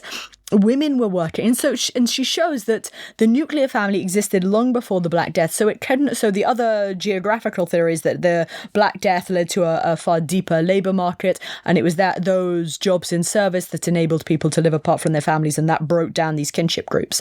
But she's showing actually all this existed long before the Black Death, and she also found that people were refusing cousin marriage. They were abiding by many of the prescriptions of the church. And so and she doesn't use her book to relate to the nuclear family pattern, but I realized that actually the church was incredibly draconian. The church was interfering in people's private lives. And I realized that nobles were leveraging those incest prohibitions in order to stop their rivals for consolidating wealth. And so against my own priors, against what I consider to be my better judgment, I increasingly realised that there was an important role for the church in that they stamped out cousin marriage, and then as a result of that, couples were expected to form nuclear households, and you could only form a nuclear household when you'd acquired sufficient resources, and that meant that both men and women often worked in service on very, very low wages, and that meant a rather late age of marriage because you had to acquire enough wealth before marrying, and then women continued to work after marriage in medieval Europe. And as a result of that, husbands and wives often cooperated. Now, that's not to say that Europe was gender equal, far from it. It was incredibly patriarchal. Men dominated the judiciary, the courts, the medicine, health, parliament, etc., religion. But at least there was that at least women were working. And so there are so many things that it's really this continually testing my hypotheses that sort of, and studying all sorts of bits together that's helped me work out what's going on. And the comparative aspect is really helpful too. Yeah, and that seems almost radical given the context of academia. Like one lament that historians who've been on the show have is that within academic history, you're always expected to have some lens or the other, right? So you'd imagine that what is history? History is you're talking about what happened. But actually you look at academic history and there'll be Marxist historians who'll always have that specific lens and they'll apply that to everything. And within all the humanities, it becomes, as much a propagation of a particular political ideology as much as it is a pursuit of truth. And therefore, the approach that, you've taken with this book is that I will have no priors and I will just, bring in frames from everywhere to look at this seems almost radical and also brave. So what's sort of been the reaction from within academia, for example, for something like this? So like, this is a big book. Princeton has commissioned it. It's a huge project. Do you get pushback from your academic peers and colleagues and so on and so forth? And is there jealousy? How does all of that play itself out? Let me say two things. I think that academics often talk about positionality, that our background experiences will shape the kinds of questions and research we pursue. And maybe listening to this podcast, some people might think, oh, she had an abusive partner, she had an abusive father, she was born without a vagina, of course she ends up studying gender. And I would like to say two things. Number one, none of those experiences led me to gender. It was actually just because I knew the supervisor who was studying the Gambia. Secondly, I think my background experiences made me, I think, through overcoming adversity and iteratively traveling the world, gave me the confidence and the ambition to take on a big project. But what I would hope and what I aspire to is that anyone else who studied the exact same question, who looked at the same data, would come to the same conclusion. So it may be my background experiences that led me to take on this big project, but I think that there is an objective truth which others could also reach at. And if I get something wrong, they should correct me. So that's my point about background positionality. So all my research is going to be influenced by my priors, but I should try to challenge them and read work that challenges them. Now, I also need to be careful about how I present my research, because to some, for example, it might be seen like I might be seen in various ways. So, for example, when I talk about economic growth, I need to be quite emphatic that my points are twofold. One is on job creating economic growth, not worshipping GDP in itself. And two, that job creation enables female solidarity. And the real point is this friendship and exposure and questioning and challenging. And I need to make that clear, because if I'm not sufficiently nuanced, someone might think Alice is this neoliberal defending GDP, for example. So it's partly about how I phrase and present my research. I think that's important. It's difficult to know at this stage how everyone feels about it. I'm sure there is some resistance. I mean, in some groups might not like the point of regional comparisons. Gender research is often very specific about a very specific place. Some people don't even like the idea that I'm doing big regional comparisons. So anyone who knows India will say, well, there's huge heterogeneity within India. And that's absolutely true. But across India as a whole, men represent 89% of its leaders, of its political representatives. Across India as a whole, pretty much every state has a female labour force participation rate, and certainly an urban female labour force participation rate of below 20%. So although there's that heterogeneity, and that's well below the global average in terms of both female employment and political representation. So, for example, if you look at the World Economic Forum Gender Gap Index, where they look at these different objective, nationally representative data on gender inequality, we do see that North Africa, the Middle East, and South Asia are different from the global average. So some people would see my analysis as far too sweeping by ignoring that heterogeneity in it. So there are some people who have reservations with even asking the question that I'm asking, for sure. And that's okay. We all ask different questions, and I can, let a thousand flowers bloom. Let other people do their own research, but I think this is important, and let me try for all those who are interested. Let a thousand flowers bloom, indeed. Let's sort of get to the topic at hand. And one of your essays I like the most is one that's titled 10,000 Years of Patriarchy Updated, right? Because that is such a sweeping look at, as the title suggests, the broad history. What is patriarchy? Where did it come from? What are the different factors that led to its rise? And before we actually get to that, a final sort of meta question, which is that Were there any role models you had in terms of either researchers or writers who have attempted similar things in different fields, obviously, not this one? Like within, for example, popular nonfiction, you have people like Jared Diamond who wrote his books on, why countries turn out the way they do, the importance of geography, and so on. There's Paul Collier, who's also looked at why nations have developed the way they have.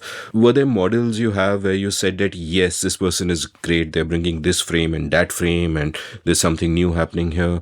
Who were your influences in that sense? That's a great question.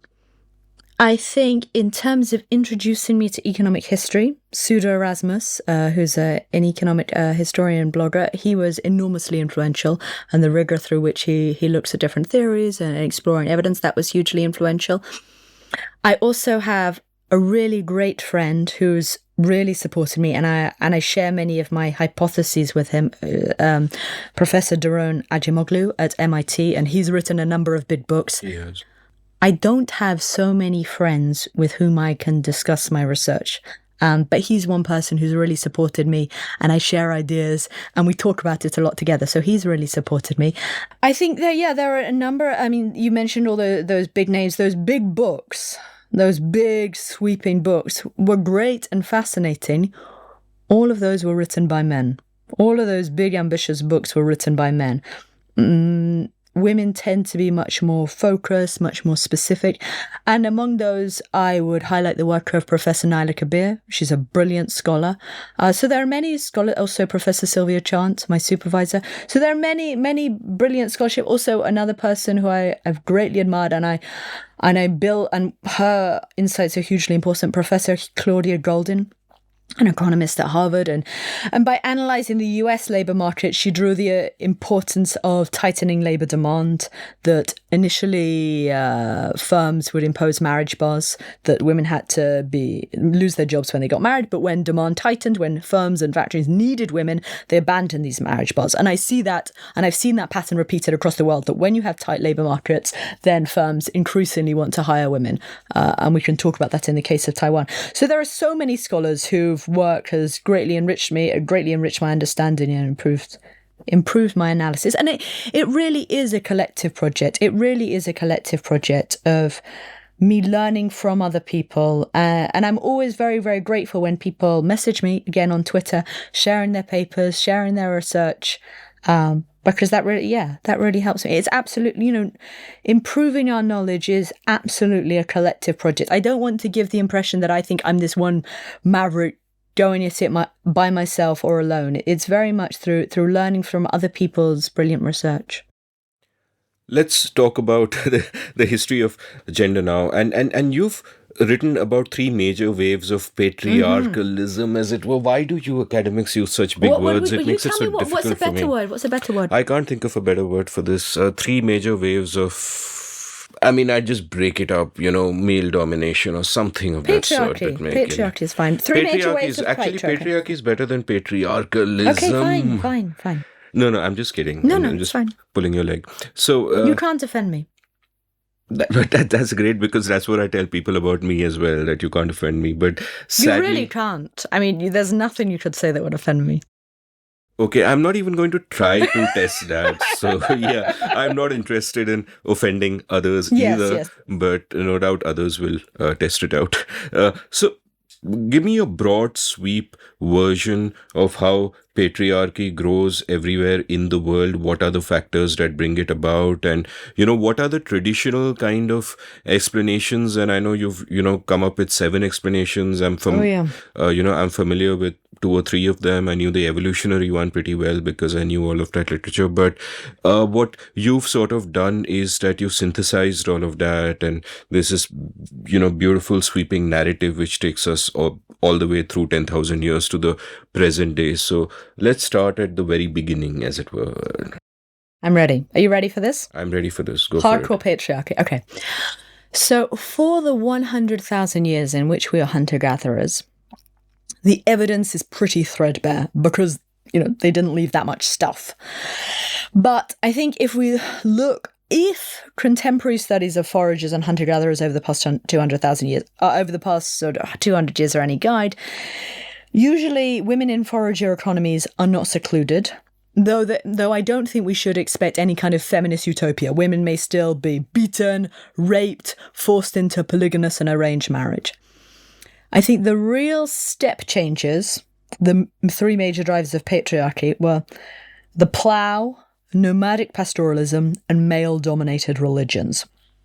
So the Neolithic Revolution, the advent of agriculture, did not necessarily entail patriarchy. So if we look at Cattle Hayuk in Turkey, we see that men and women appear to have lived fairly similar lives. So bones and burials suggest no difference in stature, status, or how they spent their time. We see like equal amounts of soot on both men and women, suggesting they spent similar time indoors.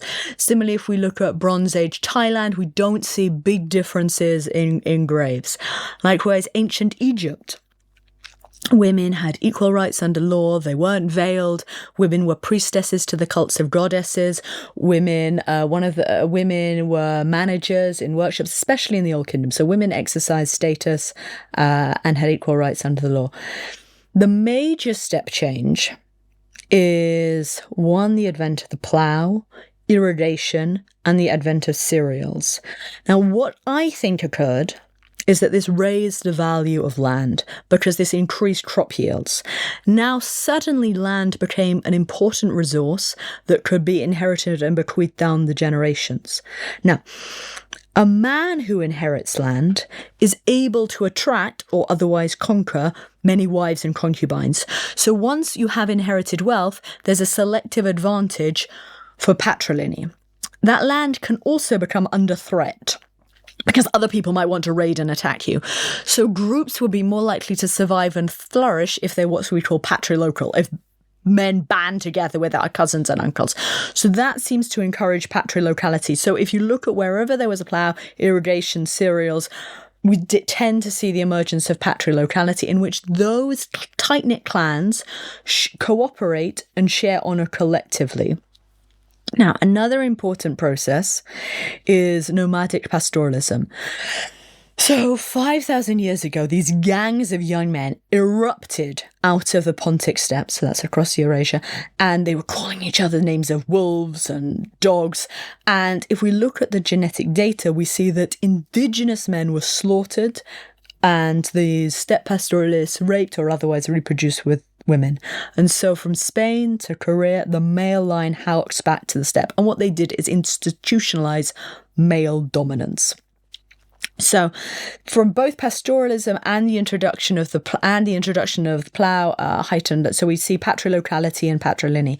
Now, as those societies expanded, as they flourished, as they became more socially, economically complex, getting to populations of 40,000 or 100,000, we also see with the emergence of city-states, we also see the emergence of moralizing supernatural punishment, religions. And there's been debates in academia where people are like, well, is it that socioeconomic complexity led to religion, or was it vice versa? Or is there a co-evolutionary process? And I think my general understanding of the literature is by religions often promoted social cooperation, like thou shalt not kill. There are a bunch of things that make people get along with each other. If you believe there's eternal damnation for not doing it, you're sort of a bit nicer to your neighbour. What some of that literature overlooks is another important driver of cooperation. So many of these the Abrahamic religions across Eurasia promoted female chastity, sexual segregation, veiling, virginity tests, keeping men and women apart. And I think that could be an important part of social cooperation and state expansion because it would have mitigated male sexual jealousy or even female sexual jealousy. By keeping the sexes apart, people would be less jealous of other men, less likely to result in conflict. So I think that patriarchy actually could have been, inverted commas, good for social flourishing and cooperation. In addition to that, many of these ancient rulers often claimed divine authority. So in southern Mesopotamia, in Song China, Herod, for example, they often claimed that the rulers claimed that they were backed up by God. Now, if you're backed up by God, if God is with you, how on earth do you explain floods, disasters, and famines? They blamed disobedient women. So in 13th century, Mamluk Sultan Basbari, he blamed food price hikes and floods and the rising bread prices on disobedient women and banish them from the city streets. So we do see the co-evolutionary process of male-dominated societies, social expansion, and also these prescriptive social codes, and that's repeated across Eurasia. However, that process of cultural evolution was mediated by geography. So the plough, nomadic pastoralism could not spread in places where you have oceans, parasites, or mountains. In those places, like Southeast Asia, the Andes, the Gulf of Guinea, land never gained value. So in the Andes, the biggest animal was the llama. Like, what can you plow with a llama? It's not much bigger than me. And so in those communities, land was not high value. So we don't see the patrilineal inheritance of wealth. Women were never tightly policed. There were no strict restrictions on female chastity or ideals of female virginity. Women continued to move freely and maintain their own social networks and political hierarchies, valorize women in folklore that recognize their authority, and they continue to contest men's attempts to check their authority and autonomy. So that's the broad story. So it's about the plough, pastoralism, male-dominated religions, spreading to places where possible or otherwise limited by geography. That's the sort of nutshell. Yeah, and it's fascinating because we always assume that progress happens in one dimension, right? And as you point out, that's not just the Minoans and the Etruscans, for example. You point out that, they, of course, predated the ancient Greeks and the Romans and all of that. And they were chill. They were far more gender equal. It wasn't like heaven on earth or something, but they were far more gender equal. Women had a much better time and so on. But then the invasions happened by the nomadic pastoralists. I was about to say the pastoral nomadis, but whatever. And everything kind of changes. You also, I love this quote where you have from Mesopotamia, where you quote Urukagina, who is the king of Lagash in 2400 BC, who says, quote, "The woman who has sinned by saying something to a man which she should not have said must have her teeth crushed with burnt bricks." Stop quote. And again, the whole pattern of controlling female sexuality, where you write, quote, "I suggest that controlling female sexuality reduced male jealousy, enabled social cooperation and flourishing commerce. This long predated Islam." Stop quote. The point being that toxic as it was, there's a particular reason, an instrumental reason why it came about at that particular time and why it spread. Let's sort of talk about India, and I've done a couple of episodes which kind of touch on that early history. I've done an episode with Tony Joseph, who's wrote the great book Early Indians, and with Peggy Mohan, who essentially again looked at that early period but through the prism of languages. So whereas Tony looked at what genes can reveal about where we came from and who we are, Peggy looked at languages, and it was incredibly fascinating because the Aryan migration, as it were, happened around 4,000 years ago, right? And they come out here. And the way Peggy describes it is exactly as you write about nomadic pastoralists, that it's troops of men just coming, marrying local women. And it's very interesting because they have different languages at the start, and those different languages persist through generations. And that's a fascinating narrative there. But the revelation there and the turning point comes around 2000 years ago. And there's a great quote by David Reich where he talks about populations. And he says that if you're looking for a large population, look at the Han Chinese. But in India, you won't find large populations. You'll just find many, many, many, many small populations. What he means by that is endogamy, where somehow 2000 years ago, and before that they partied, for 2000 years before that, after the Aryans came, everybody was mingling with everybody else. But then a particular ideological or political strand kind of won over, and you had caste and endogamy, and therefore you have sort of the India that we have today. And that caste endogamy obviously then has this preference for female seclusion, as you put it, because once you have this situation where everybody from any other caste is a threat to your property, a threat to your women, so to say, then, that increases the incentives for keeping the women locked up at home, for policing them, for policing their sexuality. And it kind of gets worse and worse. And it's a worse problem in South Asia and in India than in other parts of the world, where, that drive to female seclusion is not so high.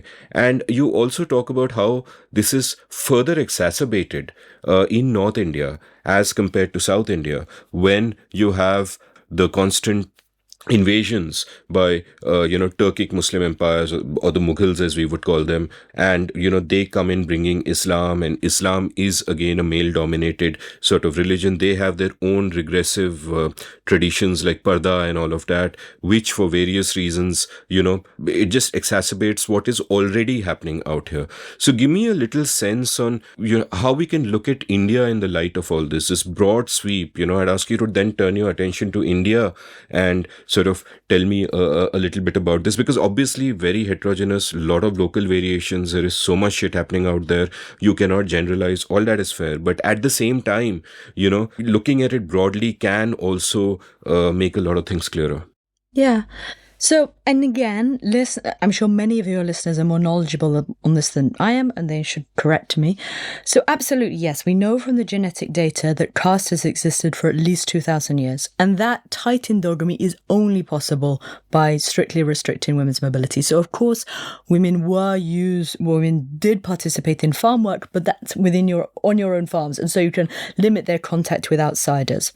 Whereas when people gained wealth, women might retreat to the family courtyard. On top of that, I think another really important point is that there was ancestral pastoralism in northwest India.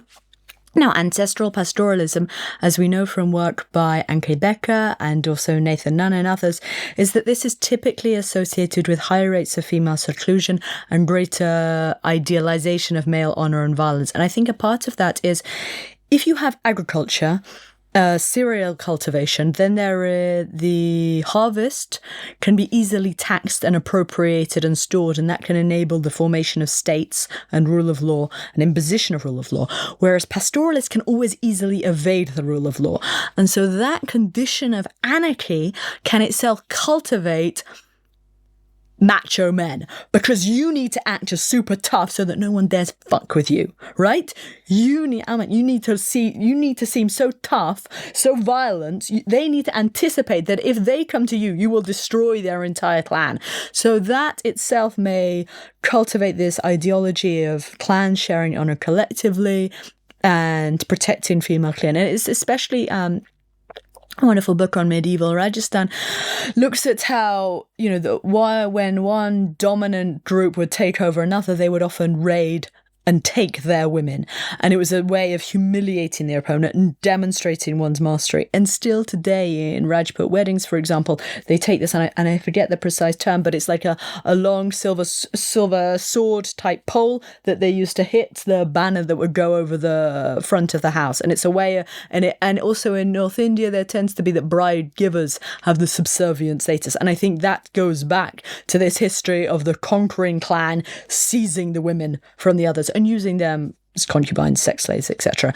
So in that history where we have caste endogamy, where we have ideals of purity and female seclusion, where male honor is contingent on female chastity, and that condition of conquest, then in came raids and slavery and taking our women. And that's an assault on male honor. And I think that may have that may have politicized religion.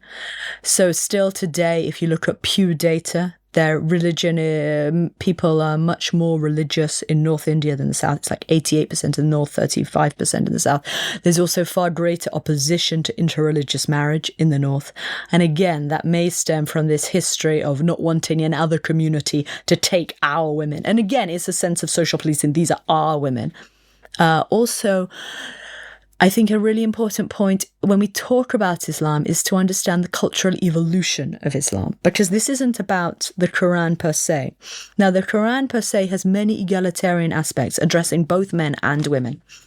Actually, there was a step change in the 12th century when Iraq became the seat of the Sunni Muslim Empire, and those rulers gained legitimacy through their close alliance with Persian theologians. And Amit Kuru, in his wonderful book, calls this the Ulema State Alliance. And as we were already discussing, southern Mesopotamia was one of the most patriarchal places in the world. So now you have those Persian theologians, Tusi, Davani, Ghazali, they are empowered and emboldened to run these madrasas. And then those Persian texts Urdu texts came to influence those Mughal courts. So I don't want us to say that we're talking about Islam in its original state. This is a process of cultural evolution influenced by some of those Persian ideals. And there were some aspects of the way that Arab tribes, the way that the influence of Arab tribes shaped the cultural evolution of Islam. So, for example, to avoid the jizya head tax, people had to learn the Quran, over in the Middle East, had to gain an Arab patron, and that fostered cousin marriage because women under Islam, married women can own and maintain their own property. And that cultivated cousin marriage because people wanted to keep wealth in the family. So you see these strong kinship groups, these Persian theologians like Ghazali, and I'd recommend this wonderful book by Zara Ayubi called Gendered Morality. She talks about how Ghazali and others promoted this idea that men are intellectually superior, men are uniquely capable of reason, and they gain piety by preventing fitna, that is moral corruption. So this isn't something in the Quran, this isn't something in Sharia law, and I want to be very explicit about that. So it's this cultural influence combined by slavery, which is exacerbated by a history of male honor being contingent on female chastity. That I think may heighten some of these controls. But again, I think that's part of the reason why women increasingly retreated into the family courtyard, and as families gained wealth, women were kept closer to the home. But all of this is also subject, to, flux and change. And, yeah.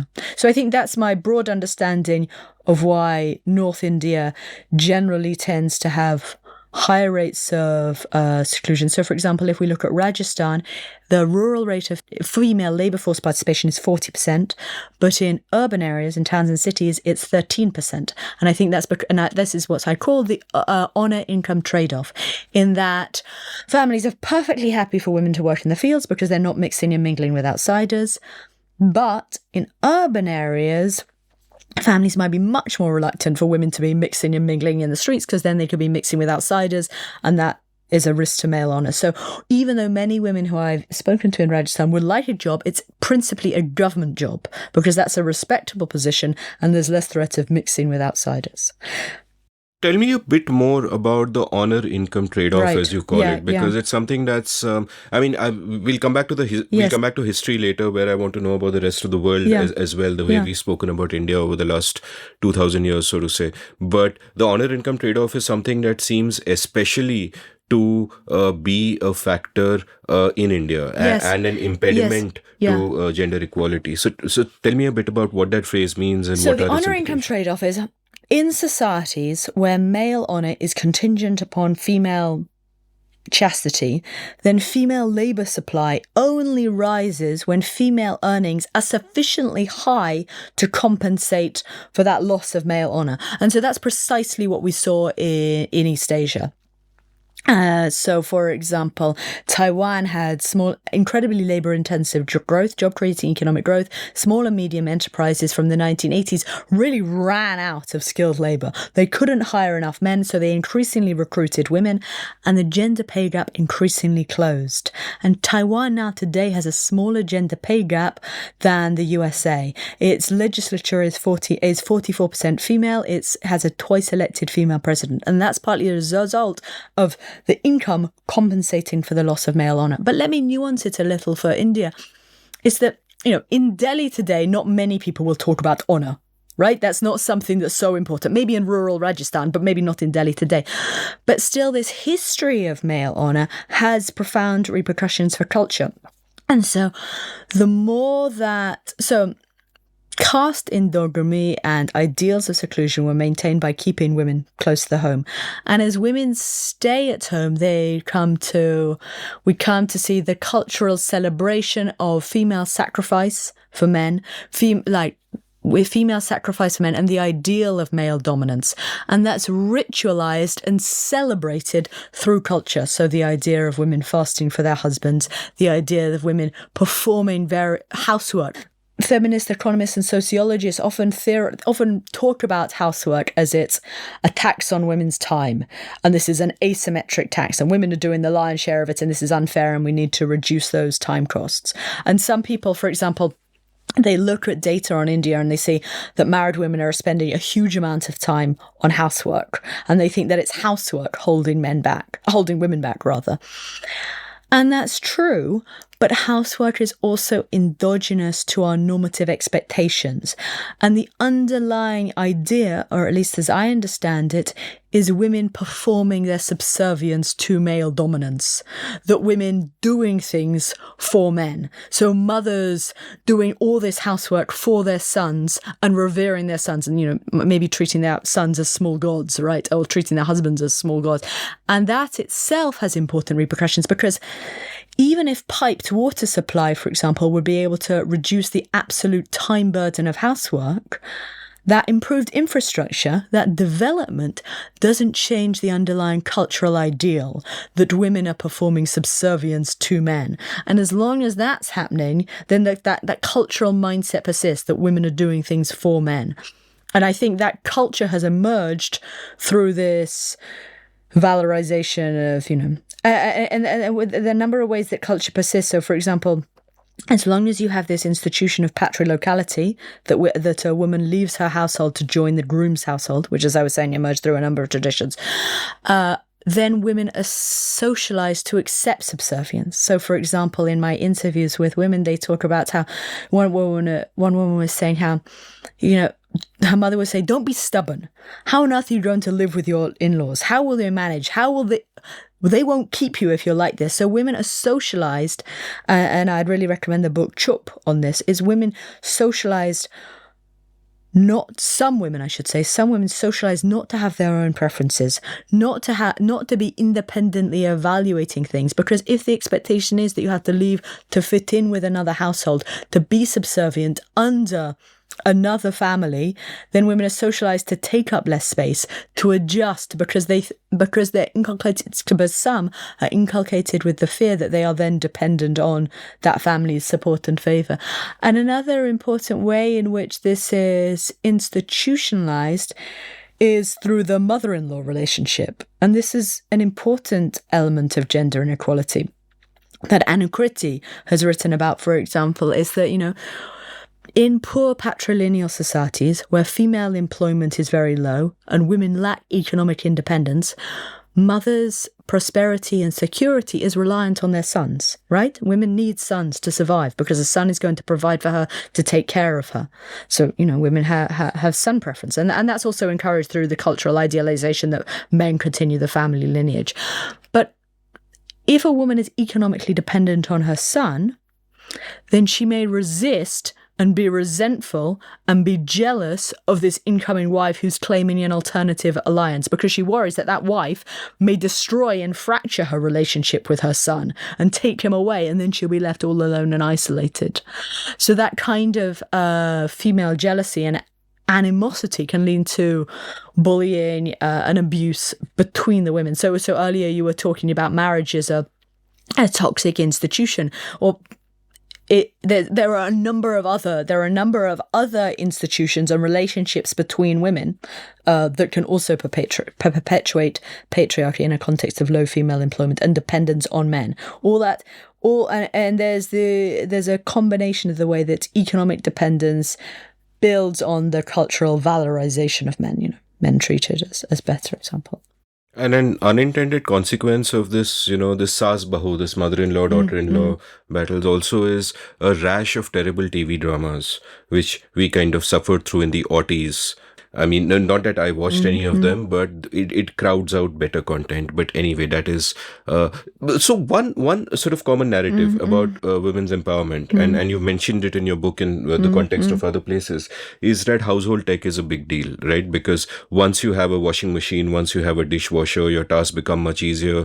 You have much more time. But what you're saying is that it doesn't really matter so much. That one of the key reasons why a woman is doing all of those is to express express her subservience to the man, and she's got to do that anyway. If not this way, then some other way. It doesn't mean that if she has more time, she's necessarily going to go out and work. And therefore, at least in India, it's not as much of a panacea as one would think. Is that what you're saying? Yeah, so let me say two things. One, demand for there's a lot of literature showing, for example, there are several papers in the USA that show that suggest washing machines were engines of liberation. They reduce women's time burdens, but actually that demand for washing machines may have been endogenous. It may have been that there was job creating economic growth. Women went out into the labour force. They were eager to pursue careers, and then they wanted washing machines to reduce their time burdens, so that it could be the reverse relationship. And in India, we do see that even though fertility has fallen, which should have reduced women's time burdens, women remain laden with a number of domestic duties. And I think this reflects a global trend. So if you look at cross-national data, we see that in countries where the male breadwinner ideal is widely endorsed, women perform a larger volume of housework. So the actual volume of housework could actually stem from ideology, and the child penalty, that is the cost of having a child when you compare European countries, where people believe that a mother should stay at home with their children, then you see a larger child penalty. So the normative expectations that women should be performing this labour for men and for their children could be shaping women's responsiveness to economic opportunities. And so, for example, let me give a couple of examples that, some rural families might want women to make fresh chapatis twice a day, right? The expectation, or women should be preparing for Hindu festivals, and the absolute enormity of that work, whether it's making laddu or other things, right? The enormity of the expectations of all the things that mothers should do. So there's a nice paper, and I'll forget the name and terribly offend people, that they suggest that actually one reason that educated women might even be limiting their labour supply might be so they can support their children's education. So prioritizing the family and putting their children first, putting their families first. And so there are a number of things that the idealization of serving men may persist and may increase the total burden of housework. And it's not just about housework, but it's the idea that these cultural ideals can persist alongside development. Just the thought of women making laddus for everyone, it's a kind of sinister revenge, because sugar is poison, of course. So you're gradually killing your whole family by making them sweets. Pat on the back to all the women who do that. And it reminds me of like Parkinson's law, which you could call the Parkinson's law for women because it applies so well, right? Work expands to fill the time available. So, your point being that it isn't enough if time-saving technology comes along. The point is that, there's something deeper at play here. And just going back to the honor income trade-off, where the honor side of the ledger is a bit weaker to begin with. For example, yes. where there isn't such a preference for female seclusion. Yes. It's much easier for women to go out there and work. All you need is that the economic returns increase, and then it makes sense. Yes. But here it's not just about the economic returns increasing. That is one way, but the other way is, as you've pointed out, if there are fewer concerns about the honor. For example, there's less of an obstacle to women working in businesses owned by other women. You've pointed out, because the assumption is that they're safer. So absolutely. So when families are more confident that women's honor is protected, then they're generally much more supportive of female employment. And let me give you two examples. So earlier I was mentioning Soumya Danaranj and Vidya Mahambre's research that they point to family factories often assure rural families in Bihar that, yes, we'll look after your daughters by keeping them in these incredibly surveilled, basically prisons, only allow, we're going to escort them to the market on the Sunday and return them back safely. So factories redouble their efforts to control and monitor women to reassure the families in Bihar so they can be assured of the labour supply. And the same was true in East Asia. I should also add, so absolutely, so when women's honour is secured, we do see generally higher rates of female labour force participation. Let me give one more example that I wanted to share, that within India, 34% of people say that 34% of women say that male violence is justified, that men can beat their wives if she neglects the children or burns the food. So never mind men doing zero care work. If a woman does that care work inadequately, it's okay to beat her. So this is what I'm talking about, the normative expectations of housework. And again, going back to Sumia Dhanaraj and Vidya Mahabari, they show that in North India, when women who work, they're much more likely to be beaten by their husbands. So that in itself is another reason why women might be reluctant to step out. I mean, it's not so great. And Anu Kriti, whose work I was mentioning, she finds that in areas where you see higher rates of female political representation as a result of quotas, you see higher rates of gender-based violence. And there are parallels in Bangladesh. Women who work in garment factories or microcredit might be at higher risk of patriarchal backlash. So in societies where male honour is paramount, where men want to demonstrate their mastery over women, then they can respond negatively. But I also wanted to say, let me share why actually, but the way that this can be overcome is through job creating economic growth. And I want to share some data from the UK.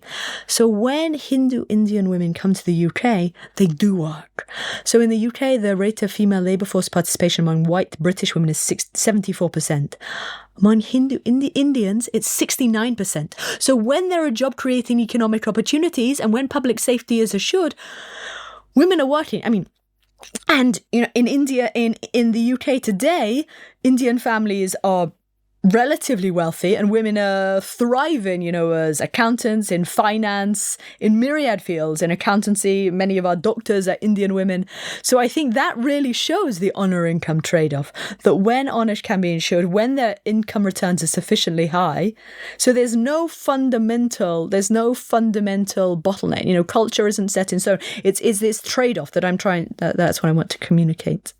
Yeah, and I was also sort of fascinated by two other data points that you bring to bear, and one of them is that Bangladesh is better in this respect because there is lower endogamy there. So that's something I got wrong. That's something I changed my mind really? on. Okay, yes, excellent. Tell me about it. Yeah, so I initially thought that... So India has seen its rate of female labour force participation plummet, while Bangladesh has seen its rate of female labour force participation increase. And I think that fact alone is fascinating and deserves more research. Now, why is this? And some people say, well, it's garments. But no, in a population of 160 million, garments are only employing 4 or 4.5 million, so that's not it. I also realised it's actually not culture. It's not that Bangladeshis care less about honour. If you look at early marriage, that's incredibly high in Bangladesh. Early marriage indicates huge concern for female virginity. We must marry our daughter early to preserve her virginity, to get to the right lineage. Bangladesh had a history of purdah, a history of female veiling, which indicates a concern for female seclusion. Also, when Bangladeshis go to the UK, their rate of female labour market participation is actually only 39%. So faced with those exact same economic opportunities, they're much less likely to seize them. The economic returns to female employment are not high enough to compensate for male honour. Now, the Bangladeshi families also tend to be less educated and less wealthy than Indian families, and that itself might suppress female. But even controlling for that, Muslim Bangladeshis women are less likely to work. So it's not that Bangladesh is actually more gender equal. What I suspect has gone on is, and this is going to sound controversial, and I need to be careful about how I put this. Over the past 50 years, there has been massive labour repression in Bangladesh. So trade unions were banned ever since the 1970s. Successive governments co-opted trade unions and used patronage to control them, and they became fairly defunct and weak and useless, and people lost faith in trade unions. And as a result of that weak activism, labour inspectorates were understaffed and fairly ineffective. They were even banned from export processing zones. National legislation around labour rights does not apply in those places. And that has enabled Bangladesh to, compete on price for low-end garment jobs. But more than that, with very weak labour protections, with huge labour repression, for example, in 2019, when there was a sporadic outburst of strikes, the police returned with water cannons and rubber bullets and 50 people died. So as a result of that labour repression, as a result of those weak labour protections, it's not enormously costly to hire more formal labour. So firms actually have a great economic incentive to hire more and more workers because it doesn't come with so many burdens of protections for the worker, for the formal worker. So Amit Basole over in Bangalore has a fantastic paper looking at the growth elasticity of employment. And he finds that in Bangladesh, compared to India, we see that growth generates more jobs, it generates more non-agricultural jobs, and it generates more formal jobs.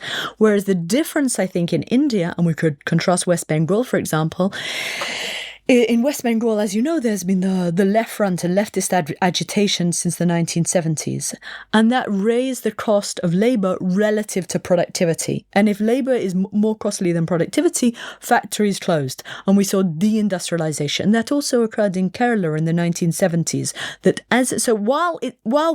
While many of us may think it's a great thing to have formal labour protections that can actually protect a labour aristocracy, while leading to the decimation of industry. So in the 1970s, many biddy factories actually closed down. They relocated to Tamil Nadu, or they outsourced to home-based workers. Those women are working at home under the control of patriarchal guardians. So some of those labour protections, even though they're well intended, at least by the labour aristocracy, may actually be suppressing job-creating economic growth, may actually be compounding precarity. So, for example, just yesterday, I interviewed a female entrepreneur who has a printing business, and she was saying that by staying small, she's actually able to avoid many of these bureaucratic controls and labour regulations. So what she does is a relatively small staff of formal workers, and then she has an additional dozen contract labourers. So she keeps her formal workforce small in order to avoid some of the costs, and that enables her to be much more productive. But there are major consequences, and as a result, as Basole shows, that 77% of Indians continue to work in firms employing less than 10 people, and that has barely changed. And this has a number of consequences for gender relations. First of all, if people remain in informal, unorganized, precarious labor, then they remain incredibly precarious, and there is very weak social security. No one wants to end up in a government hospital where you could be waiting 4 days, or poor quality education, or just the total lack of social security. And so that means to protect themselves, to mitigate health shocks and economic shocks, people cling closely to their caste and kinship networks, their jati, as shown by Munshi, among others.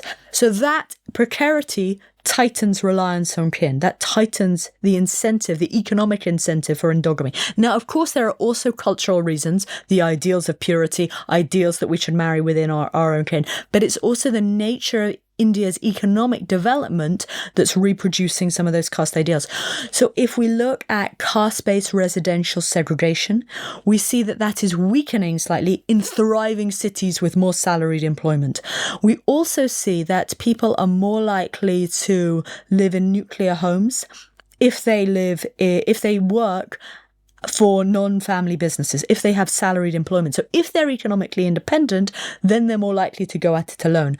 Whereas sons who think that they need to rely on their family business for inheritance for their economic security may feel they have little option but to challenge ideals of arranged marriages. But of course, there's cultural content too, like for example in North India, and I believe as a consequence of the history of close-knit clans banding together, the rate of joint families is 4 times higher. So there are cultural families, there are cultural factors, and the idea that people should revere and respect their parents and wanting to please their parents, and so that perpetuates arranged marriages. But this is exacerbated and perpetuated by economic development. So where you have precarity, that heightens reliance on kin. Where you have slow job-creating economic growth, women remain under the control of patriarchal guardians. And it also suppresses economic opportunities. For example, if Dalit women if there are no jobs in town, then Dalit women cannot escape the villages. So they remain under what Ambedkar referred to as what is the village, but the den of nepotism and ignorance and communalism and narrow-mindedness. So this job, so going back to your question, sorry, I should be more concise, is that the nature of India's economic development, part with one factor among many, maybe being the extent of bureaucracy, the incentives for firms to stay small. And I should say there could also be cultural incentives for firms to stay small. As long as people trust their close-knit kin, as long as people trust their family members, they may prefer just to stay small among themselves. But I don't think that can explain the Bangladeshi and India difference, because Bangladesh is also a close-knit community. So to answer your question, why has female employment soared in Bangladesh but not in India? I think, paradoxically, it might be labour repression and labour protection rather than cultural factors. I think that's the best way to explain it. But this goes back, I really like that comparison. I think that contrasting Bangladesh and India tells us actually more about India and about its rate, about what's going on. So I find that intriguing, and I like that. You said at the start this borders on being a controversial explanation, and you just called it paradoxical, and I don't think it's either, because I think outside of left-leaning academia, it's well accepted that most labor laws and most labor regulation harm workers rather than help them, and we've seen that in India, and this is a classic example of that. Frankly, it's just an extremely cogent explanation which you just gave. I want to pick up on another strand that you went down on when you mentioned Soumya and Vidya's research. And they'd be so happy, of course, to hear their name so many times. But what you pointed out was how their research has shown that these factory workers, to alleviate concerns about are the female workers safe, will, herd them into safe spaces and make sure they get back home all right and so on, to fight some of that sort of urge for female seclusion, as it were. And my question is about sort of those spaces where these women are together, about those spaces, not just in this context, but in any context where women talk to each other. They, earlier you'd spoken about the Cambodia case where, these women are comparing notes and saying, oh, your husband helps out at home, mine doesn't. And there's some kind of solidarity and empowerment happening there. And this is something you've written pieces about, you've discussed on a podcast with Shruti, all of which are linked from the show notes, of course. So tell me a little bit more about this, because part of the puzzle of figuring out where you are to begin with and what is wrong with where you are is just talking to others, sort of broadening those horizons. And female friendships therefore play a huge part in female empowerment. So, before we get back to the historical and geographic narrative, let's talk a little bit more about that. Yeah. So Anukriti and others have found that in parts of Uttar Pradesh, 26% of women have no friends outside the home. And so their networks become limited. Also, there's a nice study of West Bengal looking at who people make phone calls to. And they find that women often make phone calls to their family or their husband's family, whereas men have much wider networks. And if women are reliant and dependent on their husband's family, then they have narrow social circles, then they're less aware of alternative ideologies, and they might not necessarily have the support, the encouragement to transgress, to try new things. And so I think friendships are important in two ways. And it's not just friends per se, but also a rich diversity of friends. So it's JNU women coming together, meeting people from Bengal, meeting people from all different parts of the country with different experiences and different ideologies. Because women in the village may have friends, but they might be similarly marginalized women with similarly economically dependent on their providers with little exit options. And instead they themselves may practice Islamophobia, casteism, colorism, for example. So it's not just female friendships, but it's having this diverse networks with both economically privileged people who might help you with resources, but also people with greater ideas and exposure. So friendships are important in two ways. And in my analysis of gender, I try to differentiate between our internalized gender ideologies, so that is what I privately think is right or wrong, but also our norm perceptions, my perceptions of what is condemned or championed by others in my community. So within my internalized ideologies, we might look at my self-belief, whether I have confidence in myself to speak out, whether I myself think women are more competent than men. But even if I myself am privately critical, I may nonetheless comply with gender inequalities and hierarchies, maybe because I'm not entirely confident in myself, or also because I anticipate backlash. Whereas, so yesterday I was at JNU and I was talking to these women, how they came to JNU and they came to question all these patriarchal ideologies that women shouldn't date, or that women shouldn't choose for themselves, or that women shouldn't wear shorts, or that women shouldn't do all these things, or that women should should adhere to their parents' choices in marriage. And it's friends encouraging each other, emboldening each other. So one girl had travelled internationally, so she was from a slightly more economically privileged background. Another girl had not travelled at all, but she'd managed to get a scholarship to go to a conference overseas. And those two friends encouraged each other. They said, go for it, you do it. So even though families might be more conservative, even though families might be concerned for their honour, these women are supporting each other, encouraging each other. And it's these iterative transgressions. And for example, when I was in Cambodia, girls would see that other girls down their street were getting homework, and they were jealous. They wanted homework too. And so they were pushing their parents to take them to school and things like that. So it's absolutely one. And I think, and many of the women I've also spoken to who might be in abusive relationships and not recognizing those harms. So thinking, for example, oh, this, controlling or jealous practices because he loves me so much, for example. But friends can help each other to see that critically, to question some of those ideologies. So it's one about to question ideas, and two, to be supported, to be emboldened, to be encouraged.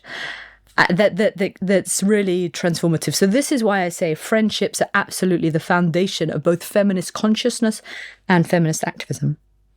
Like one observation that I sometimes make is that, India lives in sort of 3 centuries at the same time, right? There's a 19th, 20th, 21st, right? The girls you encountered in JNU, regardless of background, are pretty much firmly in the 21st century in that sense, while large parts of the country are in the 19th century. And I think that's also something to keep in mind, that it might seem to be the same geography, but within that geography, there are these overlapping realities, as it were. So, the drive to female seclusion would definitely be there, for example, from those still in the 19th and 20th centuries, and not really so much in the 21st century. But I'm struck by the distinction that you made between internalized ideologies and what the social norms are.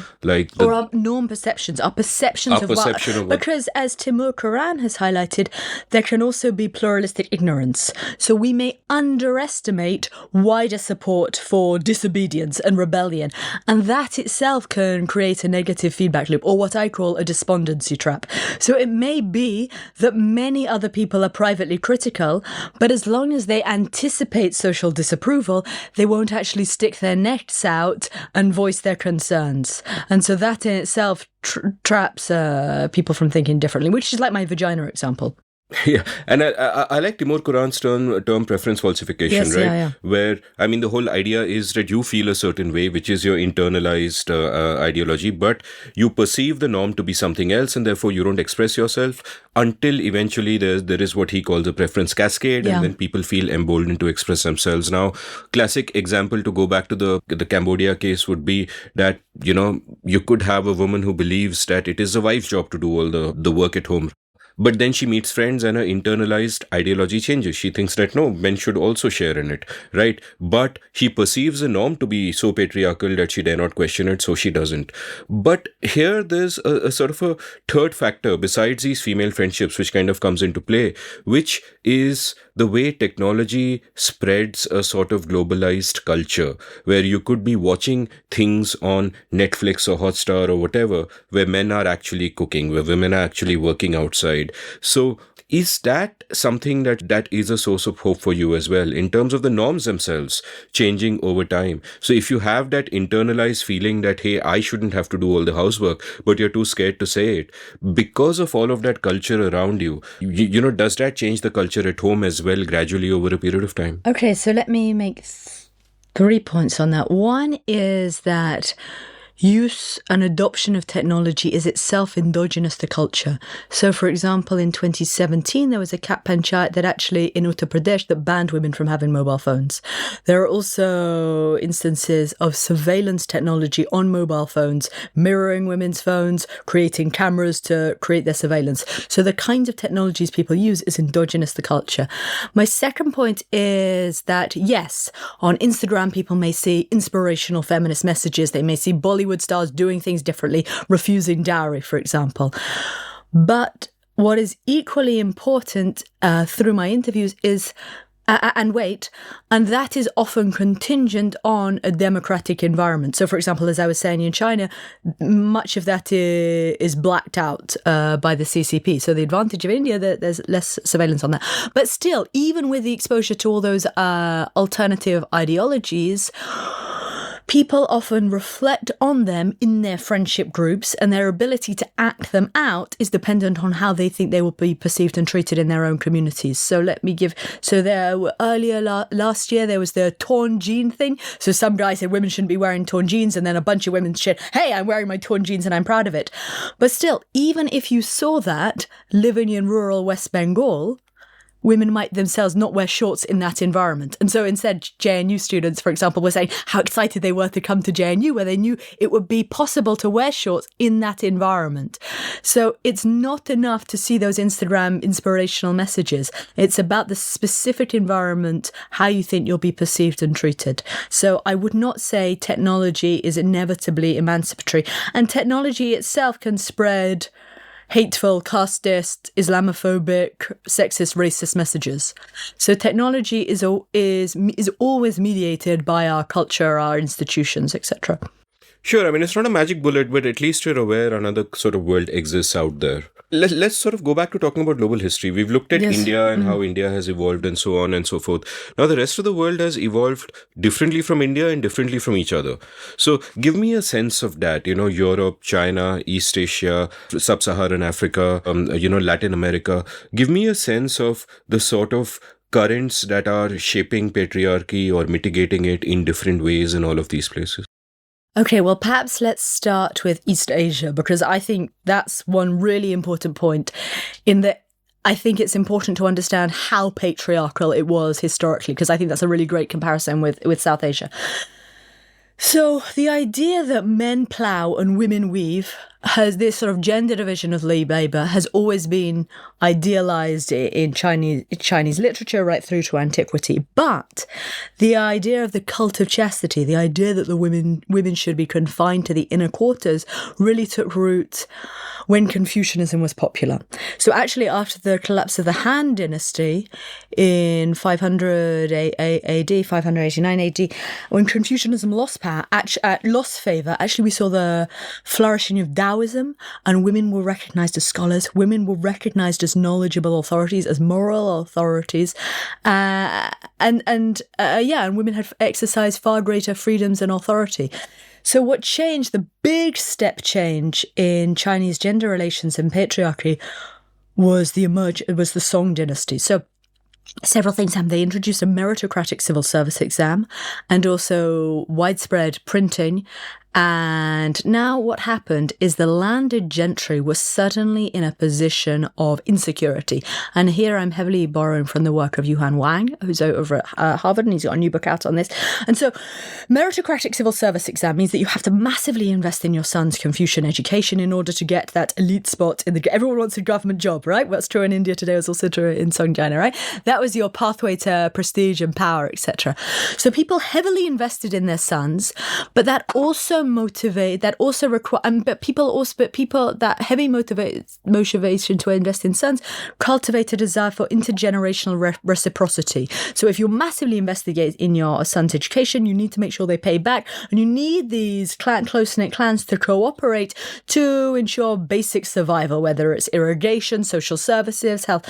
So close-knit clans are bonding closely together, and they idealize the male lineage, we see the flourishing of genealogy books, the flourishing of ancestor worship, the idea of and that's preserved through the purity of the male line. And once you idealize the purity of the male line, then you need tighter restrictions on female ability, as was emphasized in Confucian literature and Confucian philosophy, which of course everyone is studying, or many learned people are studying because they need to get into their state exams. So we see this emergence of the cult of genealogy, the emergence of the ideal of male purity, and women increasingly retreat to the private sphere. So this is when we see the cult of chastity being idealized in song literature. Literature also emphasizes and celebrates female purity and celebrates women sacrificing themselves for their family. And I think this is such an important point that I previously didn't realize, is that how our mental models are shaped by literature, and how actually many women might comply with patriarchy because that is how you gain social esteem and praise. Like, the greatest thing a woman can do is sacrifice herself for male honor. And we see parallels of that in India with Sati, for example, or Johar. And then another step change occurred with the Mongol invasion. So the Mongols came down through China, basically raiding, raping and pillaging, massive assault on male honor, with close parallels with Northwest invasions in India. And then the Mongols tried to cultivate local legitimacy by adopting Confucian ideas. They tried to show, we're just as Chinese as the Chinese. And the Han officials underneath them also wanted to preserve their culture. So they closely cling to these Confucian ideas. And so then we see the ramping up of all these very patriarchal norms. So paintings of that era, you do not see women on city streets. So women their feet are bound and hobbled, especially in the north, less so in the south, and literature reflects that. So that's really the emergence of patriarchy in China. As I was saying, from ancient Greece to Mesopotamia to much of the Middle East and North Africa, also incredibly patriarchal. So the whole of Eurasia was incredibly patriarchal at that time. Now, the areas that were different were places where you did not have nomadic pastoralism, where you did not have the plough, and where male-dominated religions did not emerge. So, for example, in the Philippines, where they didn't have plough agriculture, women travelled freely. So as we know from 10th century Chinese and European traders, they encountered Philippine, Southeast Asian women trading. They travelled great distances. In the Philippines, it was women who acted as religious priestesses. If men wanted to be religious figures, they had to act effeminately. And if a woman wanted divorce, she could easily go and leave with half the shared slaves, half the assets, etc. And in fact, women were in such a position of authority and autonomy that they were in a position to prioritize their sexual pleasure. And so some asserted and demanded that men wear rather painful penis pins. So this is one country, to the best of my knowledge, where you have female sexual pleasure is prioritized. What is a penis pin? I'm sorry. I don't know exactly, but from the drawings, and I'll share that, it looks like a pin that goes through the penis with slight knobs on either side. Perhaps some people. So I think it's designed to enhance friction for female sexual pleasure. All right. No comment. I guess men deserve it. Right? Some men deserve it. Yeah. Payback for patriarchy, right? Yeah, payback for patriarchy. I'm just glad it's not me. Right, okay. But I confess I have no ethnographic experience to comment in this regard. Okay, so Southeast Asia, relative weak restrictions on female mobility.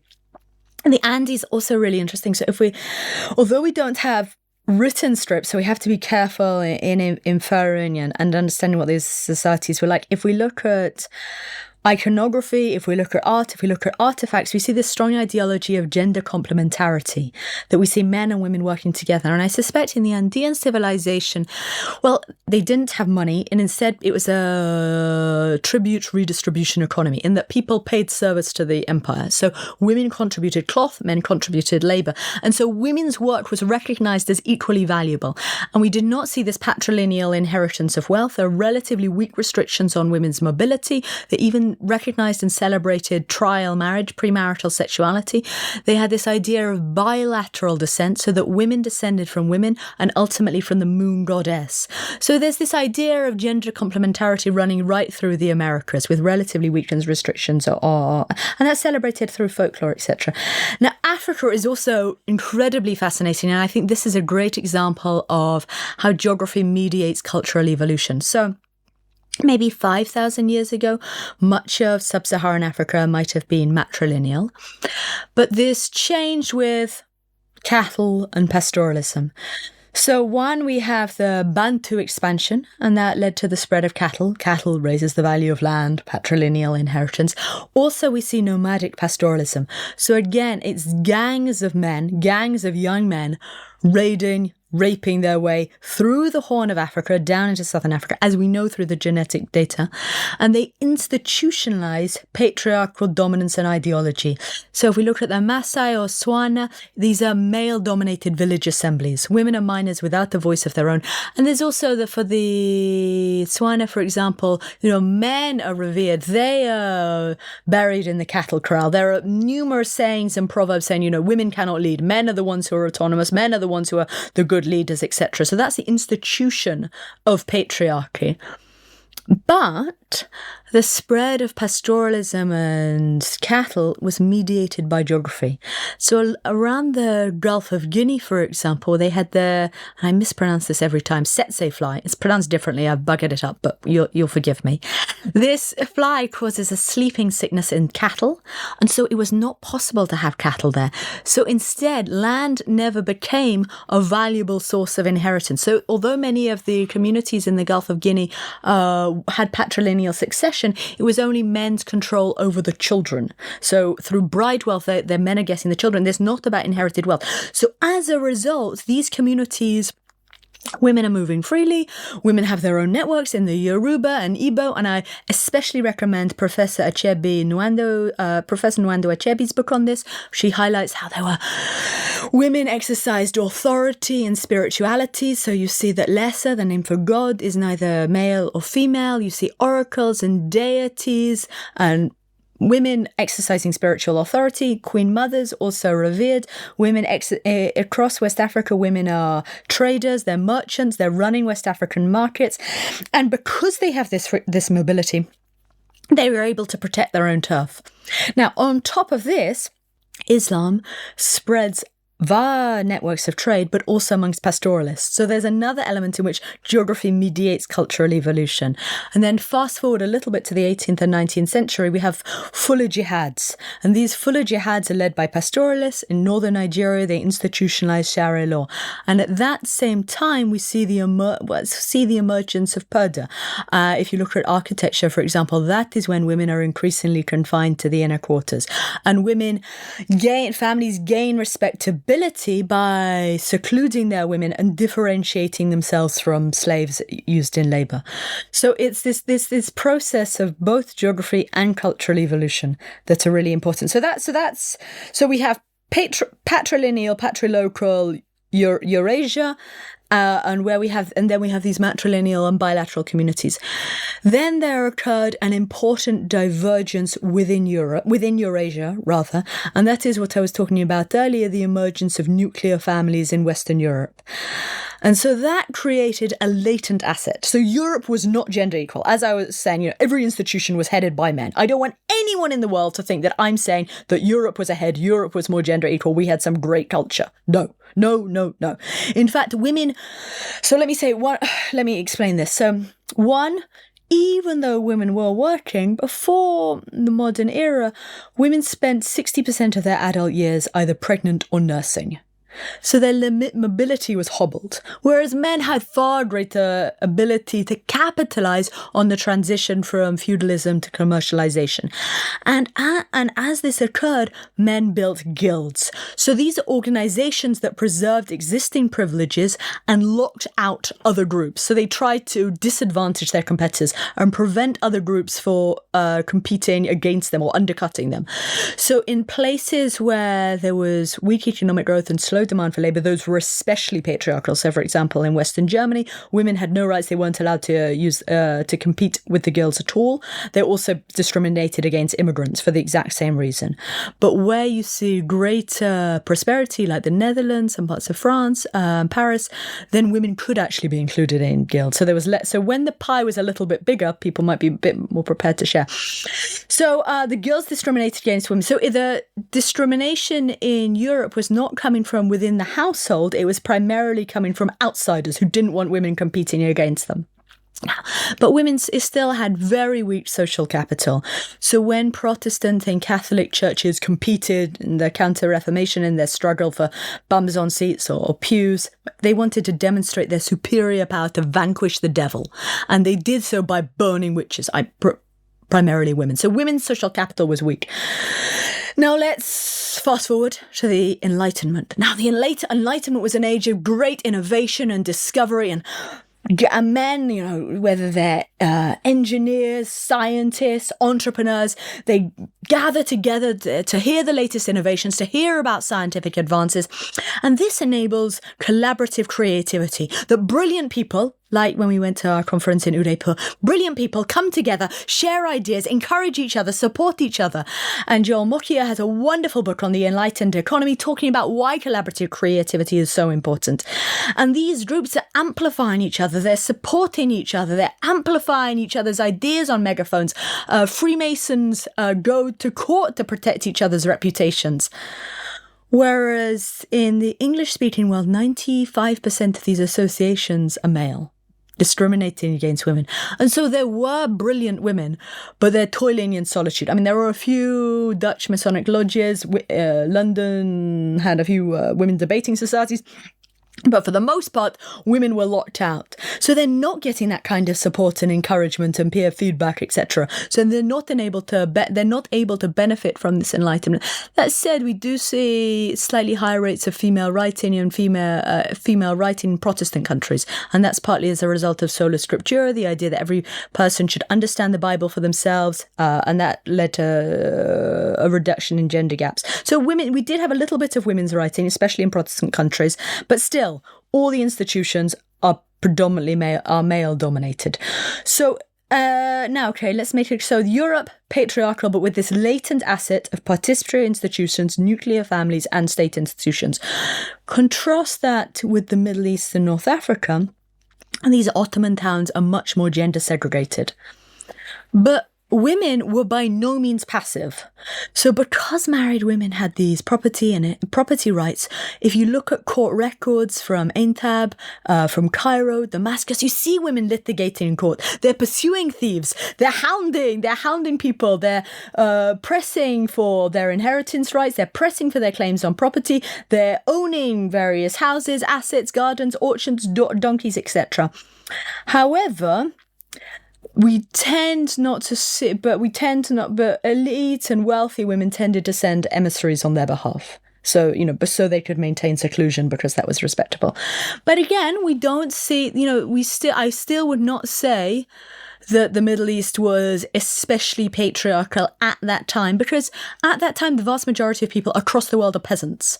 Pretty much most women are working in peasants in family farms, where again, you don't have many exit options. So again, you're vulnerable to male violence, etc. And you probably internalize and many people would have internalized patriarchal traditions. So Ottoman towns more gender segregated, but much of Eurasia is very patriarchal. We just have this latent divergence that would appear much more important later on in the 20th century. Another important issue I should highlight, skipping over to Song China, is Song China actually outlawed cousin marriage. So you're not allowed to marry anyone with your same surname. So that would have led to weaker clans. So far weaker kinship intensity, which would prove important later on. Right.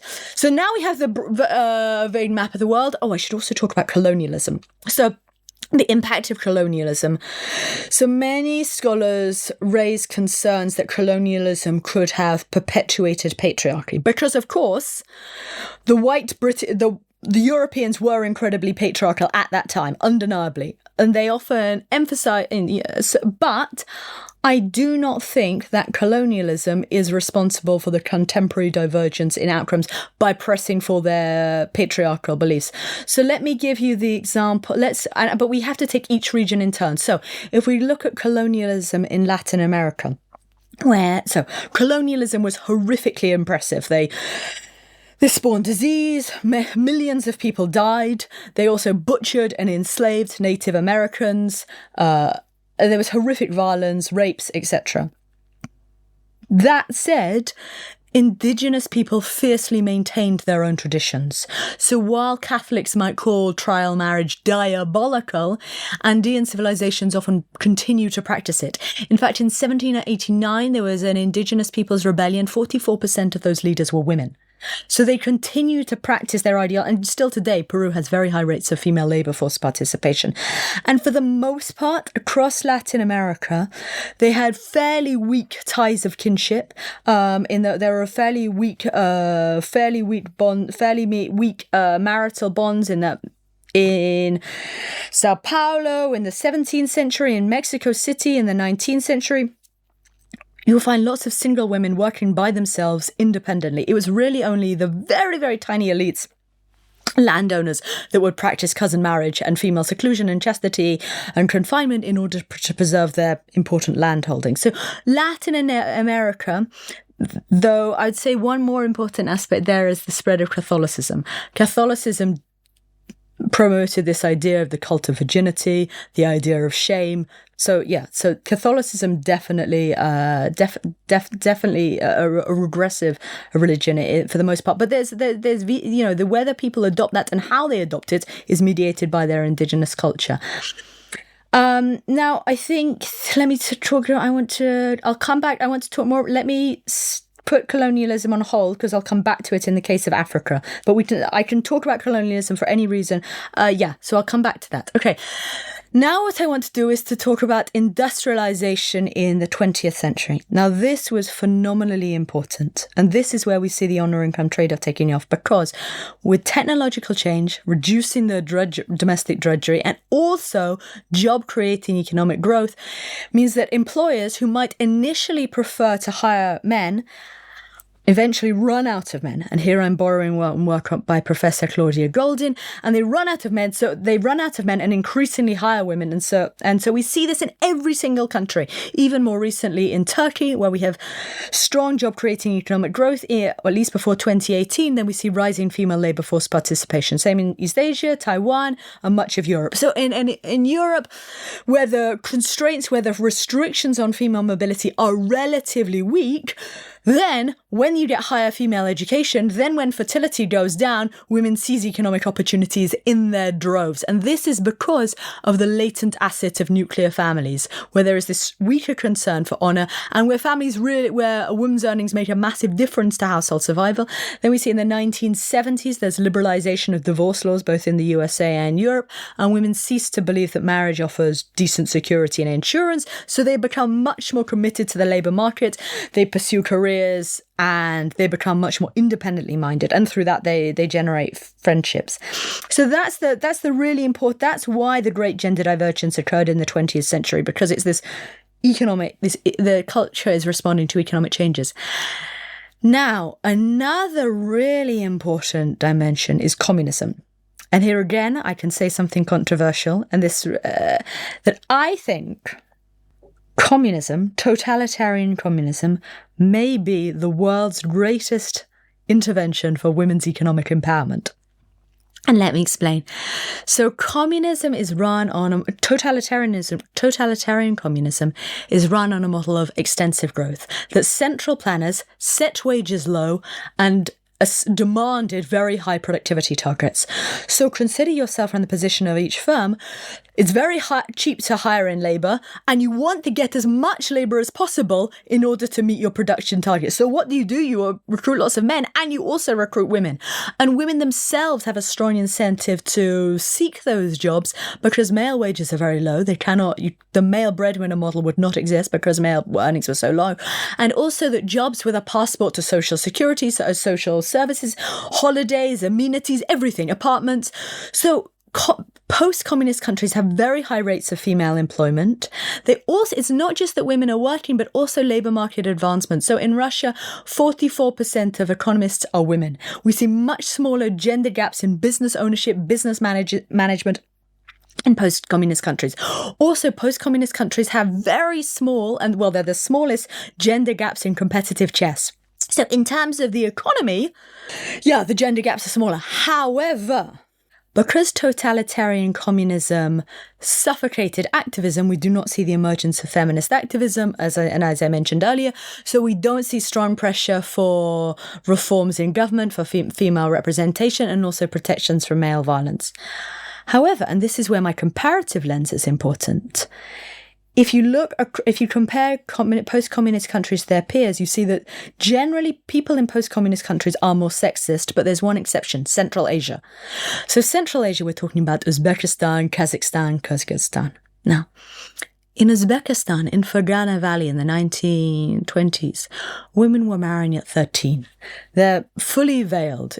Their faces are covered. They're clinging closely to the walls. What then happens is that the Soviet Union was incredibly brutal. They butchered, decimated, and destroyed traditional institutions, just as they did in Russia. This destroyed indigenous resistance, so it's harder to preserve indigenous traditions. They also forced collectivization. Now, millions of people and also animals died, but it also made that the Soviets were able to assert their ideology. So they imposed secular schools where women were taught and prepared for a life in the public sphere, so taught drama and sports, etc. And also, because they ramped up industrialization, they created hydroelectric power, they had factories, those factories needed women. And they also provide nurseries and creches. So we see a rapid increase in female labor force participation. Now, I'm not trying to say that Uzbekistan is some feminist utopia. But if you listen to women's narratives, they talk, you listen to women who are postgraduate researchers, in science and technology, and their work is being celebrated. Even beetroot farmers are celebrated as heroes of socialist labor. And they'll say, compared to my mother, when my mother was secluded, my mother was treated as a slave, and here I am as an independent career woman. Now, of course, feminist activism is suppressed, of course, but if you compare those countries to the relevant counterfactuals, which might be Afghanistan and Pakistan, then you see an enormous divergence in outcomes. So in that respect, those post-communist Central Asian countries are actually much more gender equal as a result of communism. So communism's impact on gender equality in gender relations differs on its domain, economy versus the political environment, and it's also mediated. And I would say that for China and Russia, and those countries where there are relatively weak constraints on female mobility, communism actually took gender equality backwards, or is worse than it would have been, because female employment could have risen anyway with growth, and communism made it more patriarchal by suffocating activism, which is incredibly important. Now, I think the lesson from communism is that high female employment is no guard against misogyny. You can still have incredibly high rates of male violence, persistence of sexist ideologies. In Russia, the Orthodox Church champions very patriarchal ideologies. So what's incredibly important is feminist activism. And I think a great example there is Latin America. So this was a patriarchal region, partly thanks to Catholicism. For example, in Chile in the 1990s, the parliament, almost entirely male, but women have increasingly organized. So one, through relatively weak kinship intensity, relatively weak concerns for honor, women increasingly seized the economic opportunities. They increasingly gathered in the public sphere. They organized collectively. Women were at the forefront of many of the protests for democratization, protesting that disappeared. Then those women are organizing, sharing and learning from each other across the region. And this, I think, is a really important point about activism, but it's by seeing that people who we think are in a similar position as us, or as our relevant peers, if we can see people we think are like us gaining something through successful activism, then we may become emboldened. So as Latin American feminists saw that a neighboring country could mobilize and gain some returns, that emboldens hope, and that encourages relentless activism.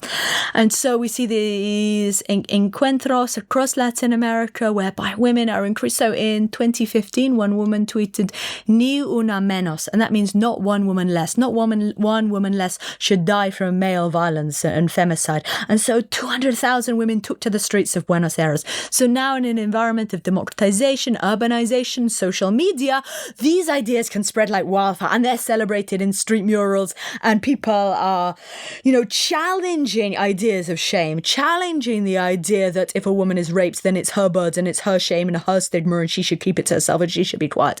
And so there was a Chilean protest anthem saying, the problem is with the rapist, the problem is not with me. And so those ideas reverberate and women become emboldened. So we see massive campaigns for women's political representation. And across Latin America, gender parity, not gender quotas, but parity is seen as part of human rights and democracy. So we see huge struggles for domestic workers' rights, for protections against male violence, for political representation. And this builds on a culture where there's been massive resistance, where there's been indigenous peoples' movements, where there's been piqueteros in Argentina, for example, the gas wars in Bolivia, the water wars in Bolivia. So that environment of resistance, seeing that by mobilizing people can change the laws of the land, also emboldens feminist activism. So feminist activism is endogenous to that culture of resistance. So that's Latin America as an example of feminist activism. And that's true for the whole world. Now, this is where I want to come back to colonialism. So Sub-Saharan Africa has also seen many feminist movements pushing for greater women's representation. And we especially see those in periods of transition, regime transition, or after post-conflict, women's movements mobilize and organize for better representation and gender quotas. However, one part of Africa remains especially patriarchal in terms of governance. And that, surprisingly, is the Gulf of Guinea, which I previously said was very, very gender equal, right? So what on earth happened there? Now, this is my hypothesis. So yeah, we have this conundrum that we have definite evidence of traditions of women exercising authority and being respected as positions of authority across the Gulf of Guinea. But now, this is one of the most patriarchal regions of the world. So Nigeria's parliament is 94% male. And it's true across the Gulf of Guinea. All those parliaments are very, very patriarchal. And why is that? So, my hypothesis is, and this is borrowing heavily on the work of Nathan Nunn and Leonardo Wanchekron, is that this is the area that was heavily hit by slave raiding. So as there was slave raiding, indigenous Africans tried to protect themselves, often through this weapons and slaves vicious cycle. So to protect themselves against raiders, they sought to actually raid other slaves and sell them to Europeans in order to buy the weapons that they needed to protect themselves. And this cycle of violence and conquest and slave raiding may have exacerbated distrust, may have exacerbated ethnic division. So if we look at West Africa today, we see that ethnic divisions and stratification are especially politicized in West Africa. Now, why might that be correlated with this patriarchal governance? My suggestion is that, colonial borders were imposed arbitrarily across ethnic groups. So you've got a bunch of ethnic groups grouped together, and because of that history of slave raiding, we have this culture of distrust and animosity and ethnic divisions. So what I think what has happened is that if your ethnic identity is primary, you may prefer to be represented by someone from your group. A Yoruba wants a Yoruba leader. It doesn't matter for a Yoruba, hey, here's a woman and she's Hausa. But that's Hausa. That's northern Nigeria. That's a different religion. That's a different ethnicity. So I think where ethnicity is primary, that may weaken the strong, sustained nationwide feminist mobilization that is necessary for strong campaigns for women's political representation. So as a result of that, as a result of arbitrary colonial borders and also slave raiding, I think that's why West Africa, and especially the Gulf of Guinea, is so patriarchal. Now, for the rest of Africa, I think the impact of colonialism would have been more indirect. So to the extent that colonialism exacerbated corruption, to the extent that colonialism exacerbated authoritarianism or stunted development, all that stuff is bad for gender equality. But I don't think the mechanism was that. So lots of gender scholars think that the mechanism is the male bias in colonial institutions, like patriarchal colonizers go in there spreading their ideologies. I don't think that's it. I think it's slightly different mechanisms. Yeah. So that was the feminist activism case. So I think we've pretty much covered most regions. Yeah. So that's the big story. The three main drivers of patriarchy are the plough, nomadic pastoralism, and male-dominated religions. But their spread, that cultural evolution, is mediated by geography, and that story explains why. In some cultures, male honour is contingent upon female chastity, and that explains why in some places, like South Asia, the Middle East, and North Africa, female earnings need to be sufficiently high to compensate for that loss of male honour.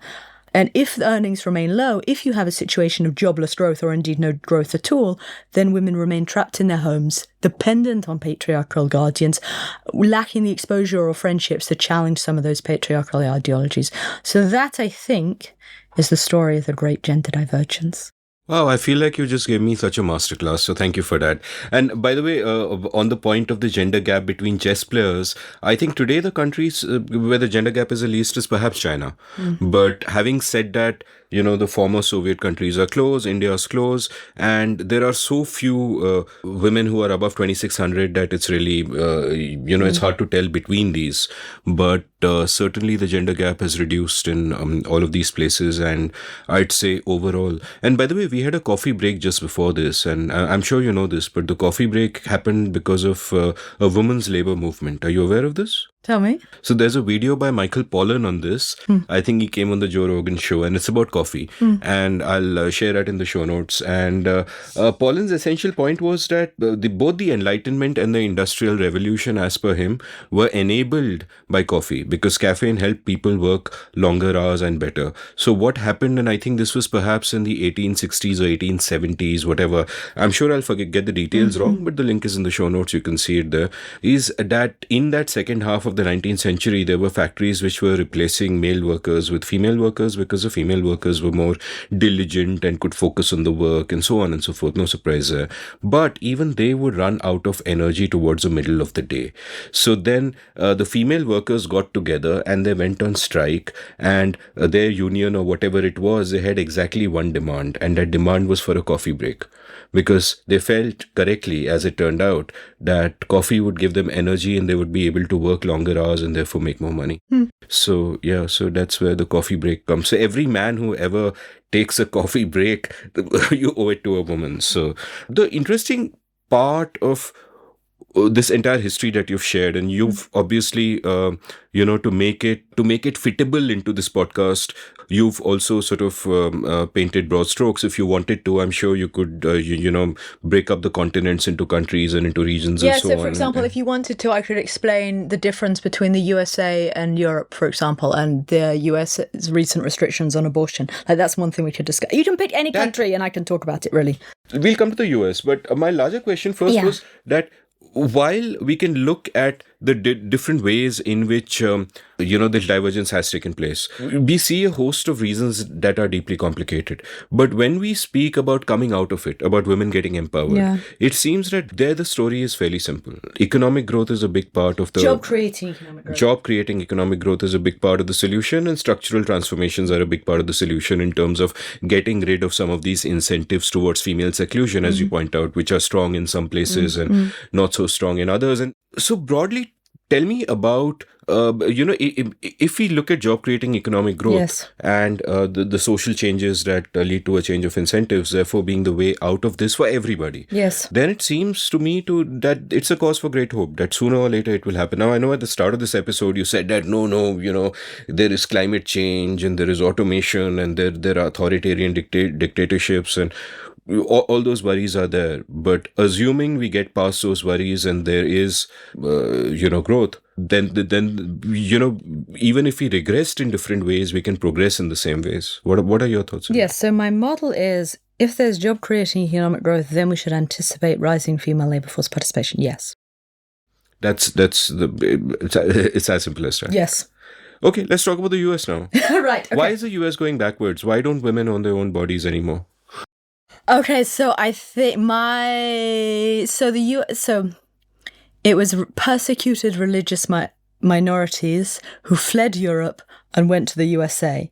So people for whom religion was so important that they would travel across a massive ocean at a time of incredible prosperity, those are the people who landed up in the USA. And so those people then socialized their children to care much more about religion. And we also know that the USA had a sort of more open marketplace for different religions that led to competition, that led to innovation. So churches cultivating and attracting more members. So one is we see greater religiosity, and that's associated with far higher support for abortion restrictions. On top of that, the US is another patriarchal aspect. Patriarchal also varies by class within the USA. So because of the history of enslaving African Americans, that ethnic diversity appears to be associated with lower contributions to public goods. And here I'm drawing on a paper by Bill Easterly and others, and they find that in ethnically diverse places, people may not be likely to associate with the other, not wanting to share or pool resources. So in that context, that might explain why Americans may be privately wealthy, but don't have great public goods and don't have great public infrastructure. And so that means that we see weaker protections and support for families, and working class women struggle to get the support they need to manage work and employment. So we see large gender wage gaps for working class women. That said, in a more liberalized economy, we tend to see women doing better in managerial roles. So in the US, it's the elite professional women who are thriving in a more liberalized environment. So the gender the USA also suffers from the majoritarian the post system, which India also shares. Now that and is inherited by the colonial English, and that is associated with lower rates of women's political representation. So that, I think, is another thing Indians can blame the UK for in terms of colonialism, that had they adopted proportional representation, like much of continental Europe and the Scandinavians, then we'd expect higher rates of female political representation, and when women are in positions of power, they're more able to assert and push for more gender equal governance. The other thing that I wanted to discuss in relation to India is fear of crime. Should we talk about that? Yeah, tell me. Okay. But about the US, my specific question was, please. Why does it seem like we're going backwards from 20 years ago? So I'm not looking at the broad swath of history and how, the original immigrants got there, but... So I think this is, if you look at the data, there has been this persistent religiosity in some communities, and where that religiosity is higher, then we see the strong support for abortion. We also see the rise of authoritarianism. So where Republicans feel that they are under threat, they've increasingly restricted people's right to vote, increasingly punishing and restricting people of colour. So that's the rise of authoritarianism, to entrench their dominance. There's a great book called Entrenchment. So yes, it's part of that counter struggle to entrench the religious right. Yeah, absolutely. Let's go back to India and talk about the fear of crime. Okay. Right. So we've agreed that job-creating economic growth is incredibly important for gender equality. Equally important is public safety for women and ending male impunity for violence, assault, and harassment. And I explicitly want to centre on ending men's impunity rather than women's safety, because it's absolutely about ending men's impunity for violence. And this works, I think, in 4 ways that restrict women's freedoms and restrict women's movements. So one is fear of crime leads to tighter restrictions on women's mobility. So when families are concerned that women might be assaulted or it's unsafe, they restrict their girls from going out. And I've had numerous interviews about this, and there's also a bunch of papers about how when women fear or anticipate crime, they choose worse colleges. That affects their employment options. And let me also stress, there's a religious element to this. So after the horrific riots in Gujarat, many Muslim women feared violence and so restricted themselves to Muslim ghettos because they were so afraid. So that interreligious violence and intimidation actually thwarts gender equality, because women choose inferior, less good colleges and worsen their labour market options because they're so fearful of violence. So the interreligious violence is absolutely going to suppress female labour force participation in Muslim communities. And so I wanted to stress that. So female safety is really important there. So the fear of violence and also media reports of violence may fuel these concerns about the city as unsafe. So, for example, I interviewed a woman recently. She has a job in Delhi, but her mother drives her to and from work because she doesn't think the stations are safe. Now, this fear of crime is exacerbated by traditions of female seclusion. So the more that women are kept closely to the home, the more that their freedoms are restricted, the less they gain the capacity to independently navigate and explore the cities for themselves. And the more their families continue to be protective because they do not see women being competent and exploring their cities for themselves. And the more that women themselves may be fearful. And here's one hypothesis that other researchers might test, and it's come up in my own interviews. I was talking to a woman from Bangalore, and she was 17 at the time of the 2012 horrific gang rape in Delhi. And at that time, she did not want to come to Delhi because she perceived Delhi as violent. So she chose to study in Bangalore because of her fear of crime. And I think here's one area whereby, if you read any Indian newspaper at least once a week, you'll be continually reading stories about horrific gang rapes, violence. And I think that's partly a consequence of huge population. In a country of 1.3 billion, you're bound to hear something about horrific violence. So it's partly about objective dangers, but also the media is continually perpetrating this idea that streets are unsafe. And also the way these stories are reported, and you're a journalist, so you know this better than me, but often the emphasis on the horrific violence against women. The images themselves often are cartoons or sort of animations visualizing gang rape. And often the perpetrator is still on the loose. The story is not about this man has been imprisoned, this man has been held to account, this man is now behind bars. The story is always, there are these horrific things happening in your neighborhood.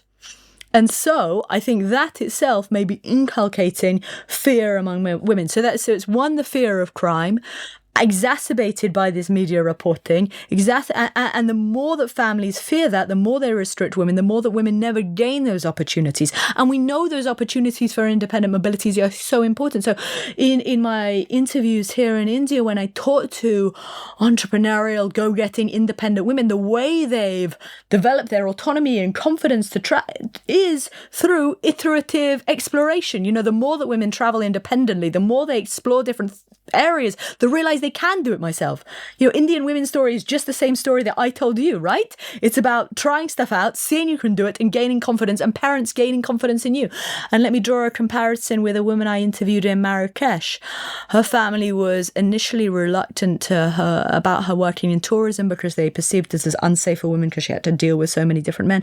But she persuaded her father, and she said, let me try this out. And her father agreed. And she showed him that she could do it. She showed him that she could independently navigate. So she set up a shop selling argan oil. She set up a tour guide operation. And her father saw that she could handle herself independently. And he increasingly granted her more and more freedoms because he saw that she could manage. So we do see this positive feedback loop. The more that parents loosen those restrictions, the more they gain confidence in women's skills to navigate alone. So it's a matter of being shifting between two equilibrium. Added to this, I think there are two more important factors in how fear of crime comes out. It's not just about fear of crime. It's the idea that if a sexual assault were to happen, it would be the absolute worst thing in the world. Her life would be over. And this plays out both in terms of internalized ideologies of shame and the woman feeling horrific and that this is the worst thing ever because purity is so important. And also, what will others think? And the idea that, what was she wearing? The blame on the victim, the idea that she is loose. And then the entire family's name could be jeopardized. Her sisters could be seen as unmarriable. So I think it's four mechanisms. One, it's fear of crime. Two, it's the belief that women are incapable of navigating alone. And that's reinforced, and that follows a history of seclusion. Three, it's the idea that sexual assault is a fate worse than death. and 4, it's the concern that what will other people think. And the way that 3 and 4 work, or the way that they can be overturned, is absolutely through feminist activism. Feminist activism to challenge ideologies of shame, feminist ideologies to because the more that women speak out, because you have to counter the shame, you have to counter the social policing in order for women to even come forward. So again, to give another example from JNU. So JNU has these boards against sexual harassment with representation from NGOs and students. But if women fear social condemnation from their own communities, they may not even report sexual harassment. If you think your parents will be furious from you having any kind of altercation or interaction with men, then you might not want to press a claim. So no matter how good that institution is, women might not want to become public. I mean, the same thing happened in Japan. Japan had no Me Too movement because all the women, the vast majority of the women, remained too ashamed, too fearful to come out. Let me add a further important point about fear of crime.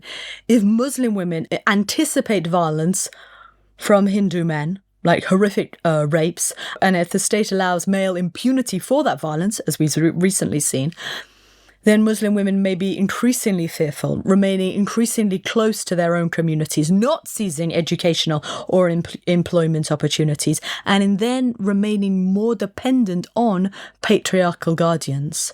So, yeah, the best thing. So if the government really wants to support gender equality in Muslim communities, then the main drivers are absolutely the same universally. It's job creating economic growth, enabling communities to flourish, to seize economic opportunities, to prosper, and also to ensure families of safety so that women can seize these economic opportunities.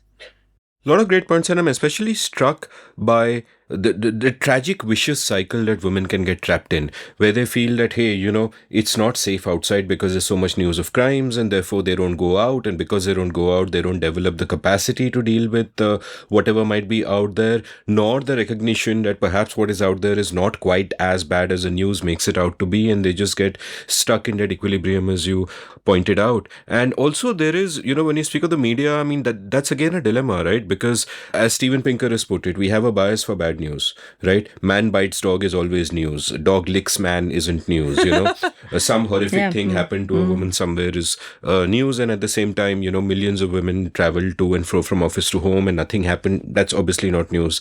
But at the same time, I think it's also a responsibility of journalists to report this kind of news. I mean, that's why the outrage around Nirbhaya happened. That's why the laws got changed. That's why there was a fillip to the feminist movement around that time, because the media made a big deal out of it. So, so that is a dilemma. I think in this particular case, while I recognize the role that this kind of reporting can make in giving people the impression that the world is more violent than it actually is, I still think this kind of reporting is important because, hey, that's a journalist's job. You have to point out what's wrong with the world. So I guess that's just one of those dilemmas and this kind of... Yes, that's a great point.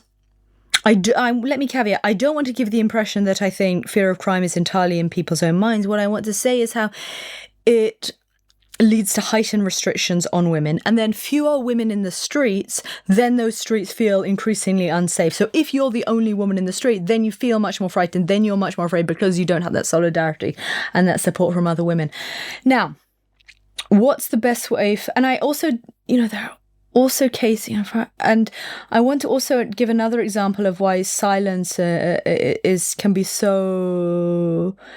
trap people. So, for example, I was talking to one woman who grew up in Mumbai, and she was telling me that very frequently on the bus to school, when she was a schoolgirl, when those crowded buses, she was getting groped by much older men. So this is absolutely a real phenomenon. And in many ways, it'll be underreported. Most victims of sexual assault do not tell anyone. So sexual crimes are absolutely going to be underreported. And so I'm not saying they're overreported. My point is that there's this daily deluge. Now, the question is, if we want to challenge impunity for male violence, what's the most effective way of doing that? Now, you're totally right that outrage around the 2012 attacks did lead to changes in legislation. But it's not like fear of crime has radically reduced. So the legislation was changed, yes, but given relatively weak state capacity and enforcement, that hasn't actually made people perceive the streets as any safer. At least that's not my impression. And so I would be careful of celebrating that victory in itself. What I think is much more important is sustained feminist activism. So feminist activism is important, but not in itself, because some of the women I interview and also the men, they say, yes, we protested, but then nothing happened. Delhi is still very unsafe. And that itself can be dangerous, because then people can become trapped in this despondency trap. That to change the world, you need to have a sense of collective self-efficacy. That if you invest in mobilization, if you continually march and mobilize, then the state will respond and enact better enforcement, better policing. And for some, they don't think that's happened, and they even become disheartened. So the question is, what can cultivate relentless mobilization? And there I would actually say, what's really important is that seeing that mobilization results in better law enforcement and actually ends impunity for male violence. And Gabby Crooks-Wisner has done great work on this in Rajasthan. So, for example, she shows that people in rural Rajasthan are much more likely to mobilize for public goods when they see and believe that the state will respond to their petitions. And the same is true for for violence. So I think it's that you can create a stronger positive feedback loop, but showing that feminist activism leads to greater government responsiveness, because then that can in itself encourage more feminist activism. So I think it's showing that activism works and results in impunity for male violence. I think sending the message, it's incredibly important for organizations to publicize zero tolerance, because perpetrators will continue if they think they can get away with it. And victims or survivors will be less likely to report if they think nothing will happen. If they think that very few victims tell anyone, let alone the police. And there's a wonderful book by Pulumi Roy Chowdhury called Capable Women, Incapable States. And she talks about, women may be fearful of going to the police or don't anticipate any favors at all from going to the police. The police may be reluctant. They may not even file the FRI. So it's really about building state capacity and feminist activism. The two need to work together to build this ideology that people can end impunity for male violence. I think feminist activism is a solution to a different problem, the problem of the rule of law. And I agree that the post-Nirbhaya laws haven't really made the streets of Delhi safer, but that's an issue, as you put it, of the rule of law and of state capacity, and the solutions are deeply complicated, and activism, feminist or otherwise, doesn't seem likely to change that. It's a deep structural problem. But what I would be wary of is shooting the messenger. I think if the state of crime against women is bad, it's got to be reported as bad. There's sort of no way around that. So all these to me are in different domains. The journalists are doing what they must. The rule of law is utterly broken. And, I've just come back from a conference where a bunch of people spoke. I mean, it almost seems like an unfixable problem on some margins. Mere activism isn't going to solve this particular issue. But activism, feminist activism especially, can make a huge dent when it comes to the mindsets of people. I think some social change has to come from within society, and then the state has its own function. Now, we happen to have a dysfunctional state, and it is the way it is, and that's a much deeper problem. Yeah, I think I do not know, and I'll be open and honest about this, I do not know what would make Delhi safer, right? But I remain skeptical. And I want to, say that I don't know if just repeating that sexual assaults happen necessarily cultivates activism in a context of relatively low rates of female employment, where women might not be gathering together, because instead you might just be cultivating learned hopelessness, that all these bad things are happening and nothing's changing and nothing we can do about them. So I don't know the solution. I'm not saying the media shouldn't report. All I'm saying is this deluge, the reality of violence may just, if it's on the forefront, if a father is coming to breakfast and he's reading the newspaper and he reads about the gang rape, and then his daughter asks if she can have a sleepover at a friend's house, he may say no. Now, so that's the only thing I'm trying to highlight. I don't have the solution. I don't know, I don't know what would be the better way of doing everything. Yeah, I mean, I don't think a journalist's job is to make society feel this way or that way. A journalist's job is just to report the news as a journalist sees it. Also, the fact of the matter is Delhi is an unsafe place for women. I mean, it is what it is. So, but I think we're both in agreement about that. This is just a deeply sort of complicated problem. Great. So you've kind of given me so much of your time, and I'm deeply grateful for that. And I will, of course, be listening to the episode for once at half speed, so I can kind of absorb all the useful lessons you've shared with me and all my listeners. Some closing questions. One, in the course of all the work that you've done, and this is particularly a relevant question because you came into this work questioning your priors, happy to rock your priors, as it were. So, in the course of all your work, what is the biggest thing that you learned that really surprised you? I think the importance of culture, the importance of ideology, and how that shapes what we do. And I underestimated that. I underestimated the importance of religion. And as I've written about before, me coming in with my sort of atheist, secular, empiricist mindset, I didn't appreciate how much people might be fearful of eternal damnation, how much people might buy into certain ideologies, and how that might shape, and how those beliefs and desires shape how they respond to economic opportunities. And that's really key to the great gender divergence. Okay, so I understand why religion can be a negative force in terms of codifying social norms that keep women back, but fear of eternal damnation, I'm not so sure. I mean, the economist Stephen Landsberg had a great book called Big Questions, and one of the questions in that, which was quite provocative, but which I think, and fans of Landsberg will forgive me if I don't articulate it properly because I don't remember the exact sort of terms in which he put it. But his point was no one believes in God. That people say they believe in God, but when push comes to shove, their revealed preferences will show that they don't really believe in God. So my belief in that sense, from what I see, and I'm of course an atheist, but from what I see of religious people around me, is that they don't really believe either. That they might follow certain customs and social mores and so on and so forth, but ultimately, if they are in an incredibly sort of drastic spot, they won't be praying to God. They'll be going to a doctor or trying to figure out another way to solve whatever other problem they have, and they have blind faith in other domains. For example, some people believe in homeopathy and try to cure themselves with it, which is a different kind of blind faith and a different kind of false god. But the toxic thing that religion does is it codifies many of these backward values, and that's a problem, and that's why it's a danger. But does fear of eternal damnation really come into it? I mean, yeah, I believe that it does. So there's a nice book called Honor and Shame in Iraq, and it's about how women might acquiesce to their husband's demands and try to please them and do everything, even if their husbands are incredibly abusive, even if their husbands are violent, even if they force sex or rape their wives.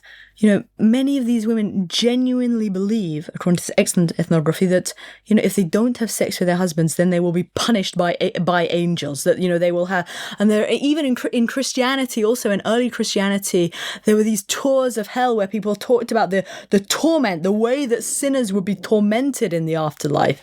So I think, and if you look at data, there's a great variety. There's far stronger belief in eternal damnation in Egypt, for example. People are more likely to believe in hell, actually, than God. There's a much stronger belief in hell. The belief that if you do wrong, then that will affect what happens to you in the afterlife, I think is quite powerful. And that's one of the, and I think, one I think is the fear of hell, that you're doing something terrible and there will be condemnation. And we see that across the world, not just in Europe, not just in southern Mesopotamia, also in Chinese literature, how disobedient women were upsetting cosmic harmony, and then they were challenged and chastised. And then we have also see the element of social policing, right? So the social policing, the institutions are important. The other way in which I think religion can be a major blockage and bottleneck to critical debate if people, because religion can be elevated to a specific plane that people want to be a good person. They want to be the good and dutiful person, especially the ideologies of shame and stigma around female chastity and virginity. The idea that these are the ideals that which we must strive for. I think ethnographies do point to that being incredibly important and incredibly powerful force. I stay strongly on, and I would say, let me caveat it, it's not just religion per se, but it's this male-dominated religions that have been incredibly patriarchal. I would imagine that women who are in that situation and who do whatever their husband wants do it because they feel they just don't have a choice. They're just trapped in a terrible situation. But yeah, I mean, and that could be one way of rationalizing it. But at the same time, I do have a bit of a rational bias. So maybe I am wrong here, and maybe people do fear literal eternal damnation. Who is to say? My next closing question is, what broad consensus narrative do you disagree with or is wrong? Like, what broad conventional belief is there which you feel is wrong? Okay, how controversial do I want to be on your podcast? I just want you to be honest. Don't worry. The toxic internet trolls haven't gotten so far. Will you protect me from the trolls? Absolutely, though you don't need protection, but I will protect you. You promise you'll protect me on this one. You don't need protection. I want you to say you'll protect me. How can I protect you from the trolls? I mean, I can take your phone away. Chalo. Okay, listen. So, I have argued that the major drivers of gender equality are job creating growth and feminist activism. Some people push for an alternative, and we see social policing of discourse, that it matters what we say, like how we refer to each other people. So this might be referred to in pejorative terms as woke, so using the right inclusive terminology. And I think the importance of discourse there is overrated. And we actually don't have strong empirical evidence to say that if people use slightly different terminology, then we would see greater gender equality. So that, I think, would be, and I think it's mainly that we see that in, so we see a lot of self-righteous social policing in the USA, for example. These people absolutely committed to equality. They believe, and many of them believe the best way to do that is by changing discourse, etc. And I don't think that's empirically supported. So I think that would be the major way in which I, disagree with something that's quite popular in that environment. Fair enough, and I think I agree with you. So my last question. Will you protect me if people attack me on that point? Why do you need protection? This is such a non-feminist thing to say. Come on. Yeah. Right, I'm asking for the Raki thread. Right. Raki, you should be promising to protect me if I get into trouble because of what you said. Like, come on. I didn't expect this from you. It's very sad, very sad. Right. So, all right. So, final question, and you probably would expect this by now, but, one of the things that sort of awes me when I read your work and something that I deeply love is how many rabbit holes you provide to all of us to go down on in terms of all the links, all the books. Every day you're on Twitter posting about 3 or 4 or 8 or 9 different books, depending on what the day is. And that's fantastic because I've picked up a whole bunch of books just reading about it on your Twitter thread, and it's been an education. So what are the books that have meant the most to you? And, I asked this question about films, music, so if you want, talk about that as well. But what would you take with you to a desert island? What is, really, really dear to you? And it doesn't even have to be something to do with your work or your research or whatever, but whatever means the most to you and that you absolutely love. What I would take to a desert island would be a motorboat. What? I asked you to recommend books for my readers, and you've just said what I will take to a desert island will be a motorboat. What is this? I don't want to be trapped on the desert island where I'll die. You take a motorboat with you. Yeah, so I can escape. Where do you get the fuel from? Fine, it's a fully fueled motorboat. A fully fueled motorboat. I don't want to be trapped on your desert island. I'm going to die. I don't want to die. Island component. What's the last good book you read? Fine, give us something. Throw us a straw. The last excellent book I read. I really liked Shreyana's book, Desperately Seeking Shahrukh. I think it's fantastic, yeah. And I think that adds another element that we haven't really discussed, is about love and how women's desire for love, and especially from one person, especially in places where monogamous marriage is highly valorized, as we discussed earlier, can trap them in abusive relationships because they're constantly trying to please that person and cultivate their favors. And this goes back to our earlier conversation. If the desire for love and the desire to be loved is the primary thing, and women have, and there are fewer alternative ways in which women can flourish and be rewarded and respected, then they can be trapped in very abusive relationships. So love has the potential to trap women in patriarchal relationships. And I think that I think Shreyana's book is so fantastic because it explores Indian gender relations through another lens. And it's saying, all these women, navigating elements of patriarchy, they see in Shah Rukh Khan this idea of this gentle, nurturing, appreciating, affectionate care, compassion, listening to women. And I think that's such an amazing way of understanding gender relations, then that even if that's what people might aspire for, but not getting. And I think that's a fantastic way of understanding gender relations, distinguishing between our internalized ideologies, our norm perceptions, and the idea is that many women would like to be appreciated. They would like all their care labor. So there's an interesting excerpt in that book where they talk about in one of Shah Rukh's films where he sings in appreciation of the tiffin. He sings in appreciation of his wife's care work, and that so often across the world, and this is not unique to India, women's care work is neglected and devalued. And here he appreciates her labor. And one woman talks about how nice and how wonderful that might be just to be appreciated. And so, I'd really recommend Shreyana's book. It's really wonderful. Yeah, and she's my most downloaded episode, in fact, is with Shreyana. It's called The Loneliness of the Indian Women. We'll link it from the show notes. And since you mentioned the element of love, sort of a final question for you, which is, while what you're studying is really social norms, social currents, so on and so forth, and on the surface it can seem dry, but at the same time, you spent a lot of time talking to people, living with people, being a witness to their experiences, being a confidant for, whatever is happening in their lives. And you've had sort of a unique glimpse of their interior lives as well, and sort of their lives as people. And at some level, does it also make a part of your research, not just the intellectual work that you put into it, but also a certain emotional work? How do you sort of then kind of navigate that? Because you go in with these people as your subjects in a sense, so they've been kind enough to offer you their friendship. But as you come out, it's obviously more than that. Yeah. So tell me a little bit about that aspect of things, that human aspect of connecting.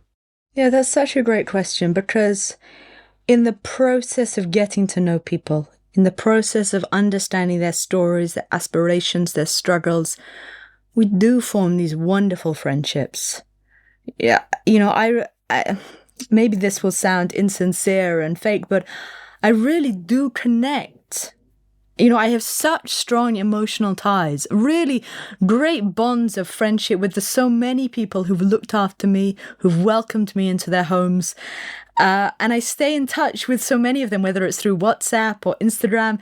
The Bemba mother who I stayed with, she often chats with me on Facebook or Instagram in Bemba, of course, whereas Moroccan women follow me on Instagram. And it's fun because on Instagram, they can see me traveling through each different country. So the Moroccan men and women see that I'm going to Italy and interviewing people there, etc., etc. So they get to follow my travels. And that's a really nice way that I'm able to stay in touch with these people that are incredibly dear to my heart. Really and truly. It is, I have, friendships all over the world that are incredibly important to me.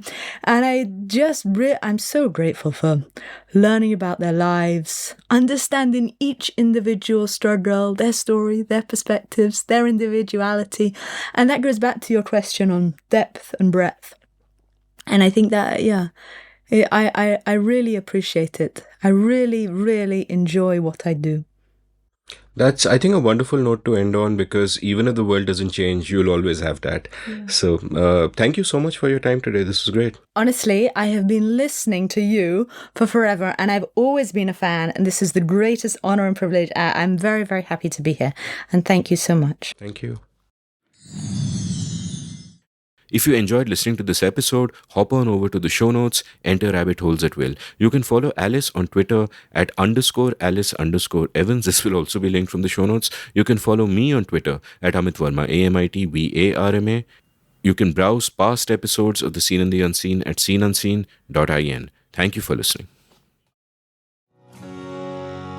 Did you enjoy this episode of The Seen and the Unseen? If so, would you like to support the production of the show? You can go over to seenunseen.in/support and contribute any amount you like to keep this podcast alive and kicking. Thank you.